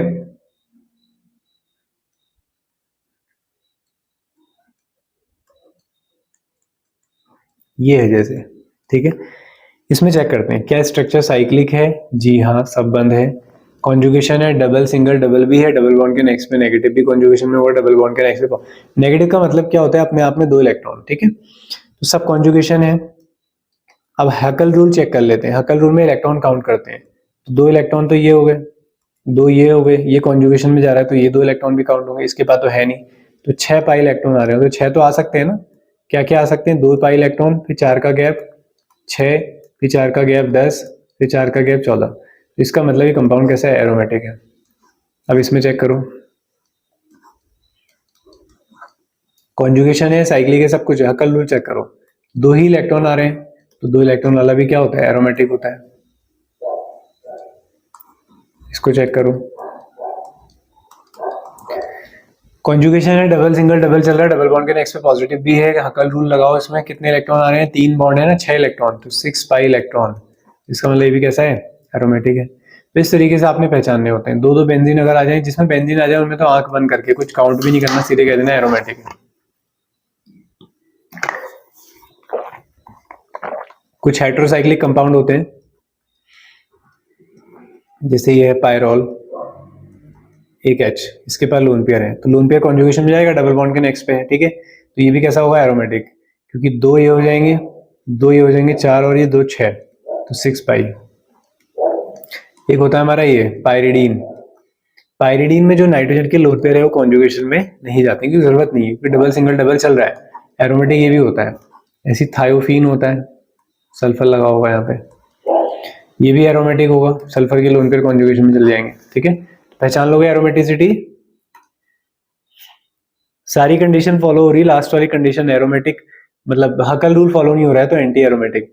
अगर कॉन्जुगेशन इन्वॉल्व है ही नहीं, कॉन्जुगेशन खराब हो रहा है, अगर जैसे डबल सिंगल डबल और यहाँ पॉजिटिव, तो डबल के बाद सिंगल आया, फिर यहाँ पे गैप आ गया, देखो यहाँ पे ये वाला कार्बन यहाँ पे sp3 होगा, इसका मतलब ये एरोमेटिक नहीं है, इसको एंटी नहीं कहोगे, क्या कहोगे, नॉन एरोमेटिक। ऑर्डर लगाएं तो सबसे ज्यादा स्टेबल एरोमेटिक, फिर नॉन एरोमेटिक, एंटी वाला सबसे वीक होता है, खराब हो जाता है एंटी एरोमेटिक होने से, ठीक है। तो ये बात समझ में आई, ठीक हो गया, वेरी गुड। अब एसिडिक और बेसिक कैरेक्टर देखो, तुम्हारे पास एक CH3COOH और तुम्हारे पास एक Cl CH2COOH, कौन ज्यादा एसिडिक होगा? जितने ज्यादा इलेक्ट्रॉन खींचने वाले ग्रुप आएंगे वो ज्यादा एसिडिक हो जाएगा, सिंपल बिल्कुल, ठीक है। जितने ज्यादा इलेक्ट्रॉन खींचने वाले ग्रुप आएंगे वो उतना ज्यादा एसिडिक। तो बेसिक का उल्टा होगा, एमाइंस होते हैं ना बेसिक, तो बेसिक में क्या होगा? उल्टा होगा, जितने ज्यादा डोनेटिंग ग्रुप आ जाए। जो हमारे एमाइंस होते हैं वो लुईस बेस होते हैं, इलेक्ट्रॉन डोनेट करते हैं, तो जितने ज्यादा डोनेटिंग ग्रुप आएंगे उतना ज्यादा बेसिक होगा। जैसे जैसे कम होंगे डोनेटिंग ग्रुप, वो बेसिक भी क्या हो जाएगा? कम। तो ये सत्य कब तक रहता है एमाइंस के लिए कि 3 डिग्री 2 डिग्री 1 डिग्री, ये होता है गैस फेज के लिए। कैसे फेज के लिए? गैस फेज के लिए। चलो यहाँ पे बताता हूँ मैं। एमाइंस के केस में 3 डिग्री 2 डिग्री 1 डिग्री, यानी कि डोनेटिंग ग्रुप जितने ज्यादा है उतना ज्यादा बेसिक होगा, एक सिंपल लॉजिक। लेकिन एक्वा सॉल्यूशन में ये ऑर्डर नहीं होता। एक्वा सॉल्यूशन में 2 डिग्री आगे आता है, फिर आता है तुम्हारे पास 1 डिग्री, फिर आता है 3rd डिग्री। जब बात किसकी चल रही हो, मतलब कार्बन की जगह मिथाइल लगा हो, ठीक है, यानी कि 2 डिग्री जो हो वो मिथाइल वाला हो, जैसे ये NH, फिर आएगा 1 डिग्री CH3NH2, फिर आएगा 3 डिग्री। कब करना है ऐसा? एक्वस सॉल्यूशन में, क्योंकि वहां हाइड्रोजन बॉन्डिंग इन्वॉल्व होती है। यही ऑर्डर बदल जाता है, और इसलिए तो पेपर में बहुत पूछते हैं इसे। अगर मैंने CH3 ना लेकर क्या लिया है? C2H5, तो 2 डिग्री तो जिंदगी भर आगे रहेगा। कब? जब एक्वस सॉल्यूशन होगा। अब यहाँ पे 3 डिग्री आ जाएगा इसके बाद, अगर C2H5 आ गया तो, क्योंकि बड़े ग्रुप हैं तो फिर बड़े ग्रुप ही आएंगे आगे। फिर आएगा 1 डिग्री, ठीक है। तो मैंने एक इंपॉर्टेंट चीज ये बता दी है, एनिलीन जो है वो कम एसिडिक होता है। क्यों? क्योंकि एनिलीन में जो नाइट्रोजन, बहुत गंदा लिख रहा हूँ मैं कभी कभी, एनिलीन में जो नाइट्रोजन है उसके लोन पेयर किसी को डोनेट करने की जगह वो बेंजीन में चले जाते हैं, तो फ्री नहीं है आपके पास, ठीक है, डोनेट करने के लिए फ्री नहीं है। उसके बाद है एक रिएक्शन है आपके पास क्यूमीन से फिनॉल बनाना।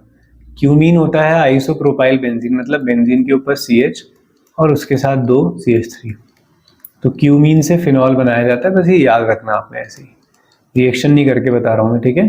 क्यूमीन की रिएक्शन पहले O2 से कराई जाती है, फिर बनता है। उसके बाद रैमेटेमन, कोल्बे, वुड्स, ये आप लोग याद करें।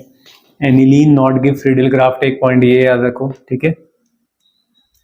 जो एनिलीन है वो फ्रीडल क्राफ्ट रिएक्शन नहीं देता है। Reimer Tiemann reaction, Kolbe reaction, Wurtz reaction, ये याद करके जाएंगे। डीकार्बोक्सिलेशन याद करके जाओ, ठीक है। मैं कराऊं क्या? कर लेना आप, ठीक है उसको। और अब ग्लूकोज और इसमें बात करते हैं। देखो ग्लूकोज क्या है हमारे पास? ग्लूकोज होता है एल्डोहेक्सोज। एल्डोहेक्सोज का मतलब क्या है?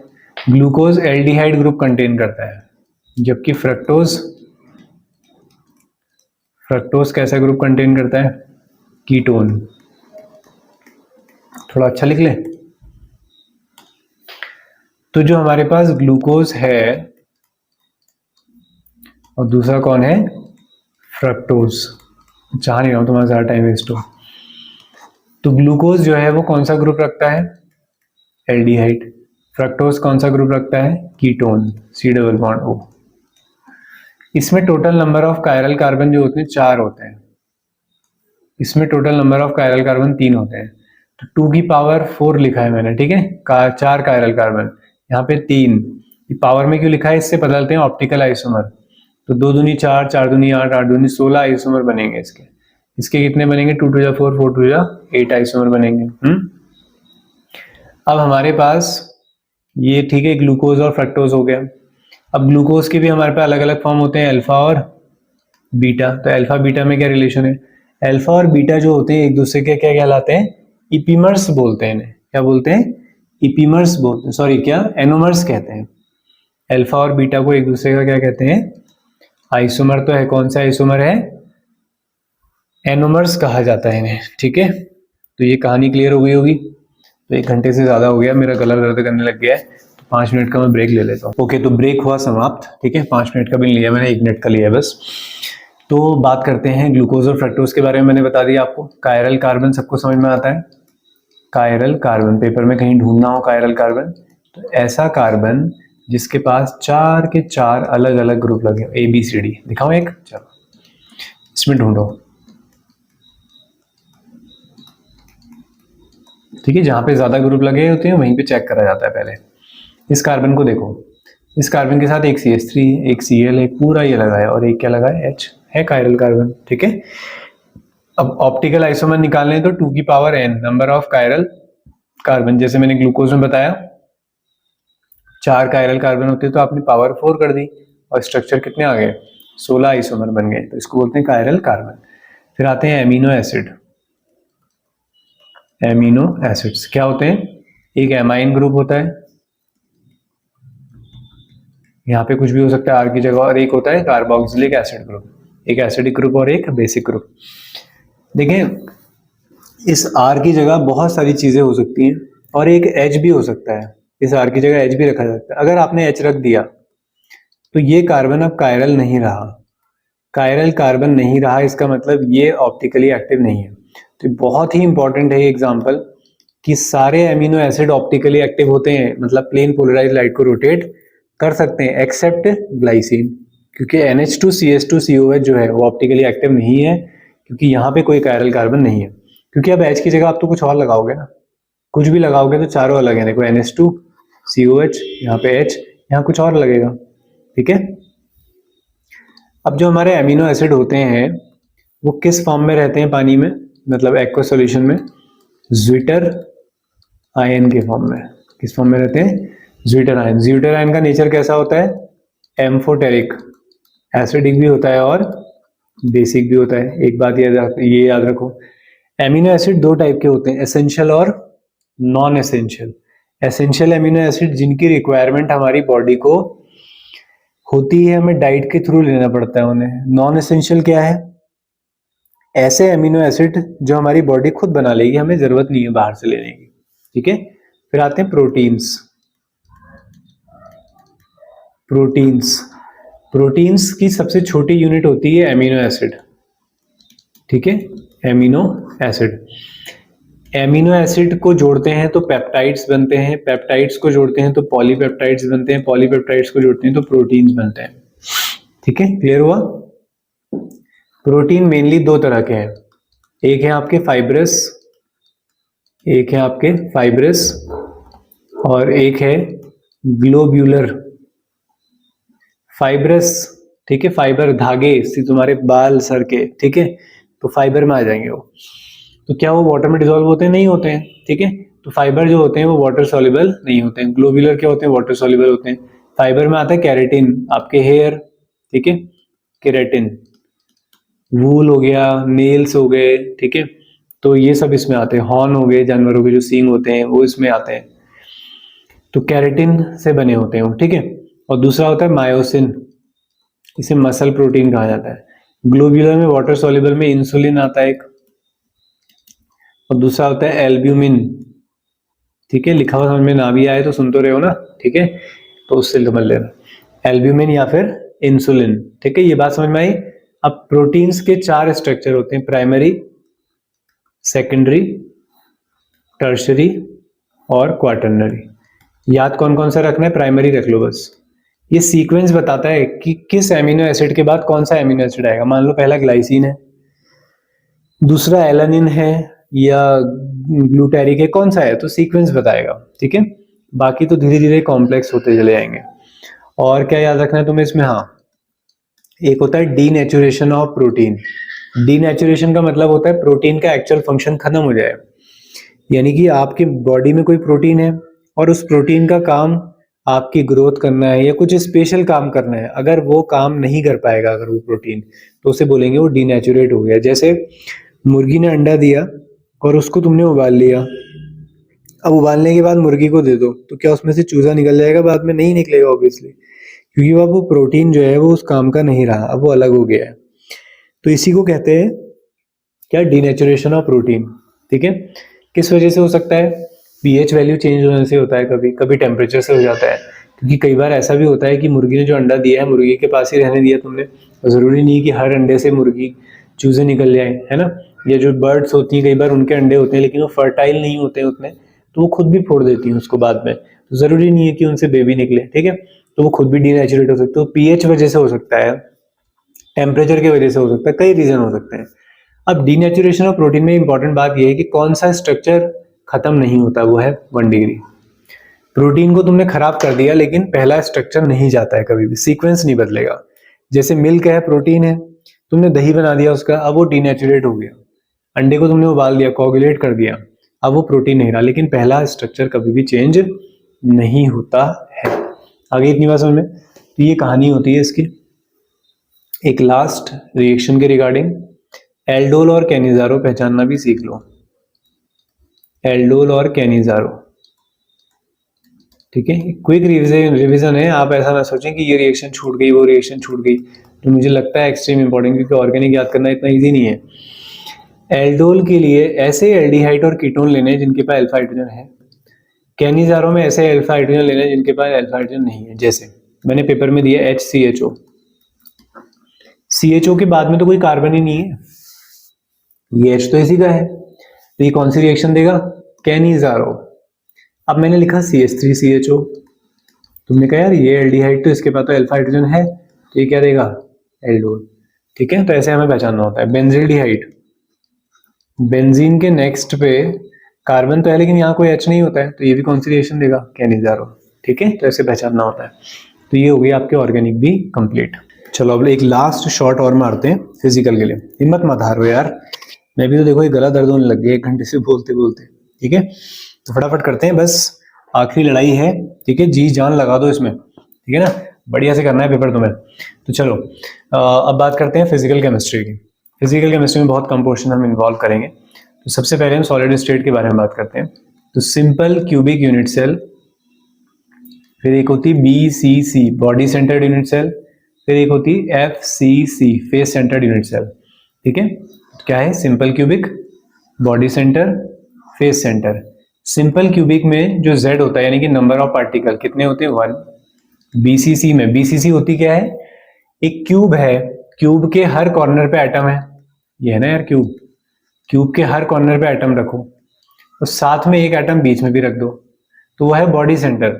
सिंपल क्यूबिक क्या है, सिर्फ कॉर्नर पे है बस और कहीं नहीं है। FCC में क्या है, कॉर्नर पे तो सब में ही है, यहाँ पे हर फेस पे भी है। 6 फेस होते हैं, 1 2 3 4, एक सामने एक पीछे, इसको बोलते हैं FCC। तो पहले वाले को बनाने के लिए अब देखो जो कॉर्नर पे एटम बैठे होते हैं ना, इसका कंट्रीब्यूशन कितना होता है, 1/8, ठीक है। और जो फेस पे बैठे होते हैं उनका कंट्रीब्यूशन कितना होता है, 1/2। जैसे आपने एक बॉल ली और अपनी छत में लगा दी, बीच में बिल्कुल छत के ऊपर, ठीक है, तो वो आधी बॉल तुम्हारे कमरे में आएगी, आधा ऊपर चली जाएगी, तो कितनी शेयर हो रही है तुम्हारे कमरे में, आधी। अगर एक एटम उस कोने में लगा दो तो उस कोने को कॉमन रखते हुए 8 कमरे बनाए जा सकते हैं, ठीक है। तो वो कितने में शेयर होता है, 8। तो इस हिसाब से हर कॉर्नर पे 1/8 है और टोटल 8 है, तो टोटल पार्टिकल कितने लगेंगे, 8। यहाँ पे कॉर्नर की वजह से तो 1 ही आएगा, एक सेंटर पे भी बैठा है। यहाँ पे क्या होगा, कॉर्नर वालों की वजह से 1, और फेस पे कितना कंट्रीब्यूशन है, 1/2, कितने फेस हैं, 6, तो यहाँ कितना आ जाता है, 4। तो ये बहुत बार पूछ लिया जाता है, Z पूछ लेते हैं सीधे, नंबर ऑफ पार्टिकल। तो ये पैकिंग एफिशिएंसी, तुम्हें मैंने पूरा एक क्यूब दिया था, तुम उसका कितना जगह घेर पाए, तो तुम इस स्ट्रक्चर में सिर्फ 50% की जगह घेर पाते हो।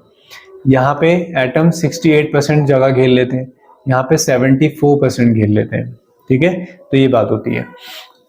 NaCl के बारे में बात करें, कोऑर्डिनेशन नंबर पूछा था लास्ट ईयर पेपर में कि Na पॉजिटिव का कोऑर्डिनेशन नंबर कितना होता है, तो वो होता है 6, यानी कि एक Na पॉजिटिव को 6 Cl घेर के रखेंगे, ऐसे ही एक Cl नेगेटिव को 6 Na घेर के रखेंगे, ठीक है। तो ये होता है।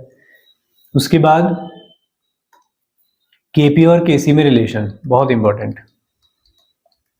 ये ऐसे क्वेश्चन में बता रहा हूं आप लोगों को कि इसके बिना तो जाना ही नहीं होता है, ठीक है। Kp is equal to Kc RT की पावर डेल्टा Ng, ये रिलेशन होता है। अब जैसे मैंने कहा कि किस इक्वेशन में सेम है, डेल्टा Ng निकालना सीख लो, सब गैस है क्वेश्चन में गिवन होगा, ठीक है, 2HI। तो डेल्टा Ng होता है change in number of moles of gases species, तो प्रोडक्ट में कितने गैस के मोल हैं, 2, रिएक्टेंट में भी कितने आ रहे हैं, 2 आ रहे हैं, तो 2 माइनस 2 0, तो यहाँ पे डेल्टा एन जी की पावर क्या आ गई, 0, तो इसका मतलब के पी किसके बराबर आ गया, के सी के बराबर आ गया। चलो एक इक्वेशन और, इसमें निकालो डेल्टा एन जी, सब गैस दे रहा हूँ मैं, जो गैस नहीं होगा उसको मत लेना, अभी सब गैस है। प्रोडक्ट में गैस के कितने मोल, 2, रिएक्टेंट में कितने, 3 और 1 4, तो डेल्टा एन जी की पावर -2। जैसे मान लो ये होता CaCO3 solid gives CaO plus CO2। अब तुम्हें पता है यहाँ तो CO2 ही गैस है, अब मैं बोलता हूँ डेल्टा एन जी निकालो, तो आप बोलोगे प्रोडक्ट में 1 मोल है गैस का और रिएक्टेंट में कोई है ही नहीं, पावर बनाएगी, ठीक है, ऐसे निकालना होता है डेल्टा एन जी। उसके बाद है ली चार्टेलियर्स प्रिंसिपल।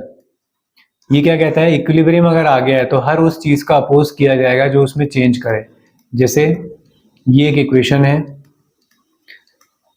और जब ये होती है तो एनर्जी रिलीज होती है, मतलब ऊपर वाली रिएक्शन एक्सोथर्मिक है, उल्टा आओगे तो फिर क्या है, एंडोथर्मिक है। ये एक रिएक्शन मैंने आपको दी है।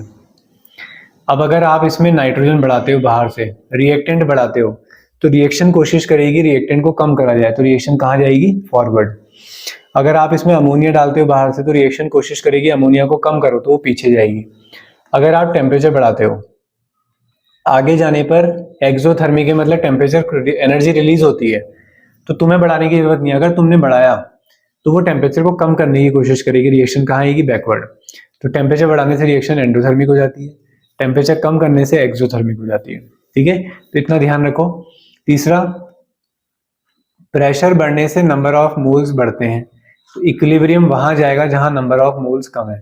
मान लो ऊपर वाली इक्वेशन में मैंने प्रेशर बढ़ाया, तो प्रेशर बढ़ने से मोल्स बढ़ेंगे, मोल्स बढ़ने से इक्विलिब्रियम वहां जाएगा जहां नंबर ऑफ मोल्स कम है। तो प्रोडक्ट में कितने मोल्स हैं, देखो प्रोडक्ट में 4 मोल्स हैं, जबकि रिएक्टेंट में कितने, 2, तो रिएक्शन कहाँ जाएगी, आगे।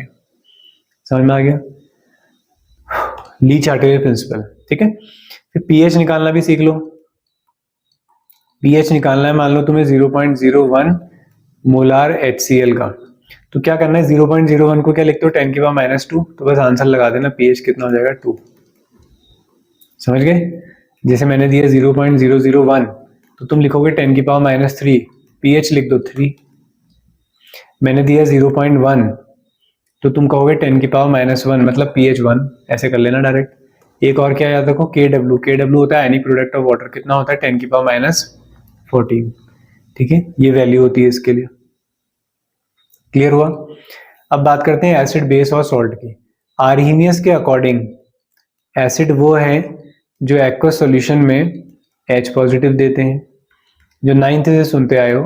बेस वो है जो एक्वस सॉल्यूशन में OH नेगेटिव देते हैं। ब्रॉन्स्टेड के अकॉर्डिंग, किसके अकॉर्डिंग, ब्रॉन्स्टेड के अकॉर्डिंग एसिड वो है जो प्रोटॉन देते हैं। प्रोटॉन भी मतलब H पॉजिटिव ही होता है, ठीक है, पहली डेफिनेशन तो दोनों की सेम ही है। लेकिन बेस वो नहीं होते जो OH नेगेटिव देते हैं, इसने कहा बेस वो होते हैं जो H पॉजिटिव को एक्सेप्ट करते हैं, ये डोनेट कर रहा है। जैसे इन्होंने कहा एक रिएक्शन लो, NH3 प्लस HCl, तो क्या होगा, इसका H इसके पास चला जाएगा, तो ये बन गया NH4 पॉजिटिव, और दूसरा क्या बन गया, Cl नेगेटिव। तो इनका कहना ये है कि इसने H दिया ये एसिड, इसने H लिया ये बेस। इसी से एक कॉन्सेप्ट और निकल के आता है कि अमोनिया यहाँ बेस है और इसका आयन क्या होगा, एसिड, इसको बोलते हैं कॉन्जुगेट एसिड। HCl यहाँ एसिड है, इसका आयन क्या होगा, बेस। तो सवाल क्या होते हैं पेपर में, इससे देखो। मैंने आपसे पूछा कि Cl नेगेटिव का कॉन्जुगेट एसिड क्या हुआ, इसमें H लगा दो, आप बोलोगे HCl। मैंने पूछा कि SO4 2 नेगेटिव जो है इसका कॉन्जुगेट एसिड क्या होगा, H लगा दो, H2SO4। अगर मैंने कहा कि मेरे पास है रुको, मैंने आपसे कहा हमारे पास है HSO4 1 नेगेटिव, ये एसिड है या बेस, आप कहोगे सर अगर H छोड़ देता है तो ये एसिड है, H गेन भी कर सकता है क्योंकि नेगेटिव है इसके पास, तो ये दोनों तरह से बिहेव कर सकता है, ठीक है। मैं पूछता हूं कि SO4 2 नेगेटिव का ये बेस है, इसका कॉन्जुगेट एसिड क्या होगा, आप बोलोगे ये, ठीक है। तो इस तरीके से इसके आंसर करने होते हैं। उसके बाद आते हैं हम रेट लॉ, ठीक है। रेट लॉ क्या होता है, एक्सपेरिमेंटल होता है। अगर आपको पेपर में रेट लॉ दिया है, जैसे आपको दिया गया K A की पावर P और B की पावर Q, और आपको रेट लॉ गिवन है और आपसे पूछता है ऑर्डर ऑफ रिएक्शन क्या है, तो आपने इनकी पावर्स को क्या करना है, ऐड करना है। क्लियर है? उसके बाद मैं आपको 2 स्टेप देता हूँ। 2a plus B gives c, और दूसरा स्टेप है b plus a gives d, और ऐसे कुछ दिए मैंने 2 स्टेप। ठीक है, एक स्टेप में लिखा है स्लो, तो कौन सा स्टेप रेट डिटरमाइन करेगा, तो आपका आंसर होगा slow step is the rate determining step. Rate determine भी कर लेते हैं, तो r is equal to k, a के आगे जो भी है वो पावर में लगा दो, b के आगे कुछ नहीं है, b की पावर 1, ऑर्डर भी बता दो। फिर अब ऑर्डर क्या होगा, दोनों की पावर ऐड कर लो, तो 2 + 1 कितना हो जाएगा, 3। क्लियर हुआ? ये है। तो जीरो ऑर्डर मतलब स्लो स्टेप को देख के बता सकते हो। फिर इक्वेशन याद करो, जीरो ऑर्डर के लिए क्या होता है, k t is equal to initial concentration minus final concentration. First order के लिए क्या होता है, फर्स्ट ऑर्डर तो लास्ट ईयर आया था शायद, 2.303 लॉग इनिशियल कॉन्सेंट्रेशन को आर से भी दिखा सकते हो, initial concentration of reactant upon final concentration of reactant. ठीक है, उसके बाद इसकी हाफ लाइफ भी याद रखो, यानी कि जब रिएक्शन आधी कंप्लीट हो जाती है तो वो होता है 0.693 अपॉन के। तो इंपॉर्टेंट है यार, मुझे लग रहा है क्या पता आ जाए, 0.693 अपॉन के। ठीक है, ये है। तो यूनिट याद रखो, जीरो ऑर्डर के लिए जो यूनिट होती है वो होती है mole litre inverse second hour minute, कोई भी हो सकता है। और फर्स्ट ऑर्डर के लिए तो बहुत सिंपल है, सेकंड इनवर्स, इतना याद रख लो। फिर इसमें एक याद रखो Arrhenius equation, k is equal to A E की power minus E A upon R T. एक ये याद रखो, ये भी आर्हीनियस इक्वेशन है, log k2 अपॉन k1। उसके बाद ई ए अपॉन माइनस हटा देना, ठीक है, E A upon 2.303 minus 1 upon T minus 1 upon t2। ये भी आर्हीनियस इक्वेशन है, ये इंपॉर्टेंट है ऊपर वाली। ठीक है, तो इस तरीके से आप इसे पहचान लेंगे। अब आते हैं थोड़ा सा थर्मोडायनेमिक की तरफ। ठीक है, बस खत्म ही कर रहे हैं इसको।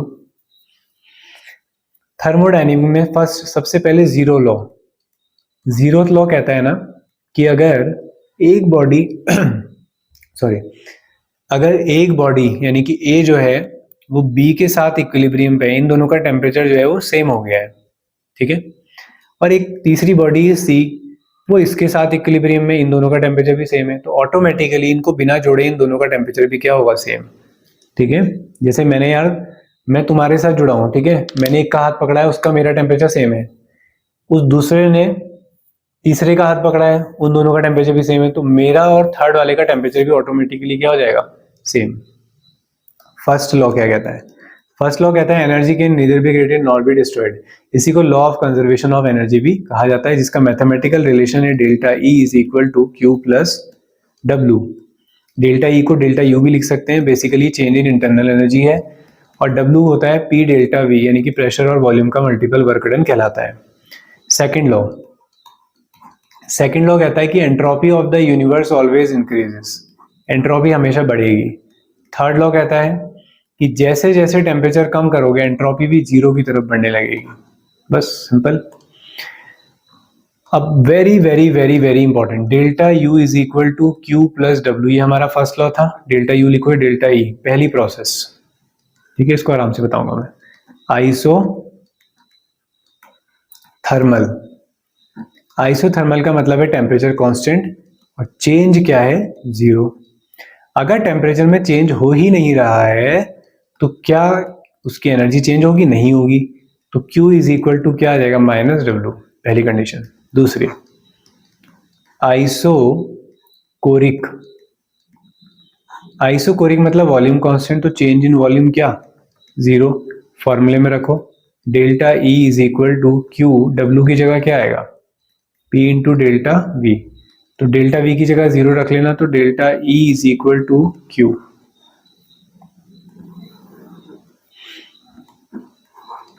तीसरा आइसोबैरिक, आइसोबैरिक का मतलब delta P zero, P zero नहीं है, डेल्टा P, डेल्टा P तो आता ही नहीं है फॉर्मूले में, है ना, इसका मतलब कुछ भी जीरो नहीं होगा, क्योंकि W को भी ओपन करोगे तो P डेल्टा V है, तो कुछ भी जीरो नहीं होगा। चौथा है एडियाबैटिक, क्या होती है एडियाबैटिक प्रोसेस, जिसमें हीट जीरो, कोई हीट सप्लाई नहीं की जाएगी, तो डेल्टा ई सिर्फ किसके इक्वल आएगा, वर्क डन। पांचवा होता है फ्री एक्सपेंशन। फ्री, वैसे तो मैं फटाफट बोल रहा हूँ, फटाफट लिख भी रहा हूँ, 2x की स्पीड में लिख रहा हूँ मैं, ठीक है। फ्री एक्सपेंशन, फ्री एक्सपेंशन में क्या होता है, किसी के अगेंस्ट काम नहीं करना है, कोई है ही नहीं सामने, पी एक्सटर्नल 0, ठीक है। तो डब्ल्यू भी क्या हो जाएगा उस समय, 0 हो जाएगा। क्लियर हुआ? तो ये बात है, साइक्लिक प्रोसेस होगी, वहां पे सब कुछ 0 कर देना। अब आते हैं इलेक्ट्रोकेमिस्ट्री में लास्ट, ठीक है। तो बस इतनी बात करेंगे हम, इतने इंपॉर्टेंट चैप्टर पढ़ के जाओ। इलेक्ट्रोकेमिस्ट्री में सबसे पहले, अच्छा एक और चीज रहेगी थर्मो में important relation, delta G is equal to delta H minus T delta S, ठीक है। तो ये है। अब देखो इससे पहले तुमने चीजें पढ़ी हुई हैं, इसलिए मैंने लेट दिया है लेक्चर, ठीक है। ये बिल्कुल उनके लिए है कि जिन्होंने बिल्कुल कुछ नहीं किया है या केमिस्ट्री बहुत छूट गई है, तो वो इसको बिल्कुल देखते हुए चले जाएंगे तो चीजें हो जाएंगी। अब जिन्होंने करा है, इतने सारे क्वेश्चंस मैंने करा दिए हैं ऑलरेडी, पूरी सीरीज खत्म हो गई है, उसके बाद इसको देखोगे तो एक रिवीजन हो जाएगा बस। आपको पता ही है कि और भी चीजें थी करने को, क्वेश्चन भी थे उनके, ठीक है। ये बिल्कुल बेसिक वाला है। एक होता है हैस लॉ। क्या कहता है हैस लॉ? स्टेटमेंट से सवाल कि तुम एक स्टेप में कन्वर्ट करो रिएक्शन को या फिर 2 स्टेप में करो, एनर्जी उतनी लगेगी। ए से सी जाने में अगर 100 जूल की एनर्जी लगती है तो ए से बी, बी से सी जाने में भी 100 जूल की एनर्जी ही लगेगी, कितने स्टेप्स में कंप्लीट करो, ठीक है। अब आते हैं इलेक्ट्रो में। इलेक्ट्रो में पहला वर्ड याद रखो, लोन। एल का मतलब है लेफ्ट, ओ का मतलब ऑक्सीडेशन, ए का मतलब एनोड। तो क्या पता चला, ऑक्सीडेशन किस पे होता है, एनोड पे। एनोड पे कैसा चार्ज होता है, नेगेटिव। ये सवाल भी आते हैं भाई, एनोड पे कितना चार्ज होगा, नेगेटिव होगा।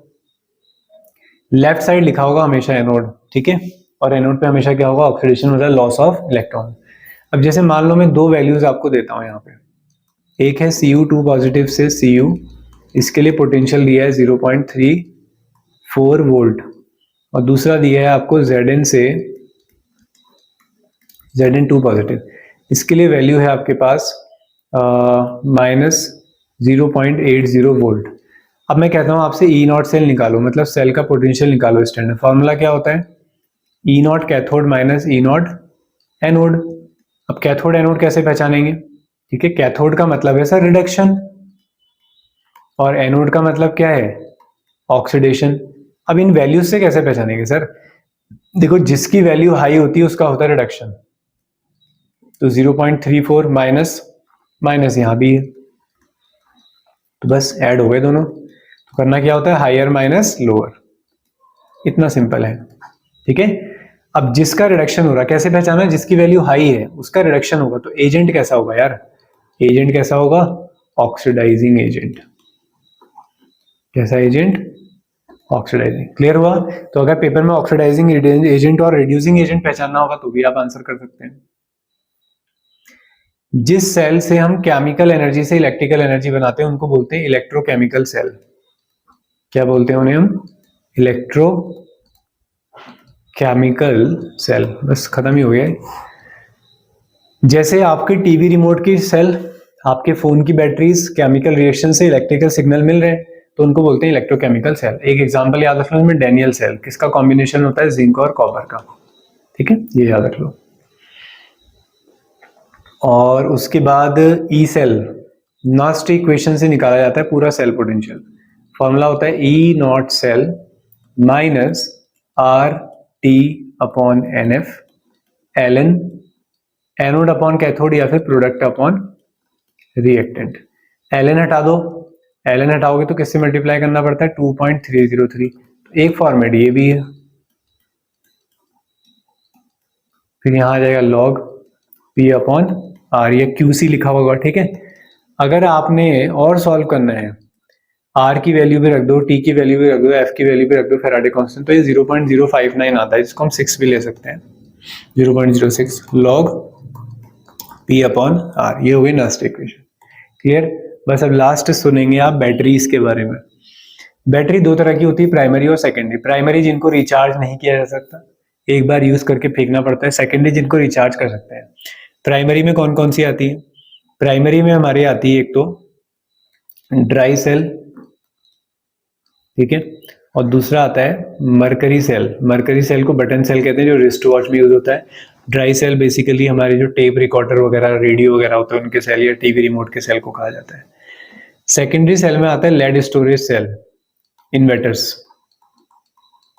ठीक है, इससे एक सवाल भी होता है कि लेड कौन सी बैटरी से जो है लेड पॉइजनिंग होती है, जो पॉइजनस एलिमेंट रिलीज करती है वो है लेड। ऐसे बटन सेल से मरकरी पॉइजन है। ठीक है, और इसमें दूसरा कौन सा होता है? दूसरा होता है इसमें nickel cadmium, nickel cadmium cell. इसके बाद एक सेल आता है fuel cell. Fuel cell, fuel cell कौन सा होता है? एक हाइड्रोजन ऑक्सीजन फ्यूल सेल। इसमें फ्यूल कौन है? हाइड्रोजन और ऑक्सीजन। इसे एक बार अपोलो स्पेस प्रोग्राम में यूज किया गया था। पेपर में पूछे अपोलो स्पेस प्रोग्राम में सेल कौन सा सेल यूज हुआ था, तो फ्यूल सेल। कौन सा? Hydrogen oxygen fuel cell. फायदे क्या क्या हैं? बहुत ज्यादा अच्छा होता है, एफिशिएंट होता है, ज्यादा एनर्जी देता है। ठीक है, अब रॉकेट उड़ा रहे हैं यार, इससे ज्यादा क्या लोगे? तुम अपने घर वाले इन्वर्टर से थोड़ी उड़ा दोगे उसे। ठीक है, और एफिशिएंसी मैंने बता दिया 78% तक एफिशिएंसी होती है। पॉल्यूशन फ्री है और कंटिन्यूस सोर्स ऑफ एनर्जी है। हाइड्रोजन ऑक्सीजन प्रोवाइड करते रहो, एनर्जी मिलती रहेगी। ठीक है, तो क्लियर हो गया होगा। तो आई होप सारी चीजें क्लियर हो गई होंगी। तो जितनी चीजें मैं आप लोगों के लिए कर सकता था तो फाइनली मैंने आज कर दिया है। ठीक है, अब कल से फिलहाल कोई लेक्चर नहीं आएगा एलटी के रिगार्डिंग। बस अब इसके बाद जो है वो पॉलिटेक्निक लेक्चरर का जो उत्तराखंड का एग्जाम आ गया है, तो जो भी आप में से केमिस्ट्री वाले स्टूडेंट हैं वो आगे भी बने रहे। ठीक है, वो भी एक गोल्डन अपॉर्चुनिटी है, तो उसके लिए हम लोग प्रिपरेशन करना स्टार्ट कर देंगे। बस ये एलटी के एग्जाम होते ही दो एक दिन का ब्रेक लेते हुए फटाफट से हम इसको स्टार्ट कर देंगे। ठीक है, तो चलिए फिर मिलते हैं। कोई डाउट हो, कहीं पे कुछ मिस्टेक हो गई हो तो कमेंट करके जरूर बताइएगा। Thank you very much for watching the video. Last तक बने रहने के लिए बहुत बहुत शुक्रिया। मिलते हैं हम नेक्स्ट कभी लेक्चर पे।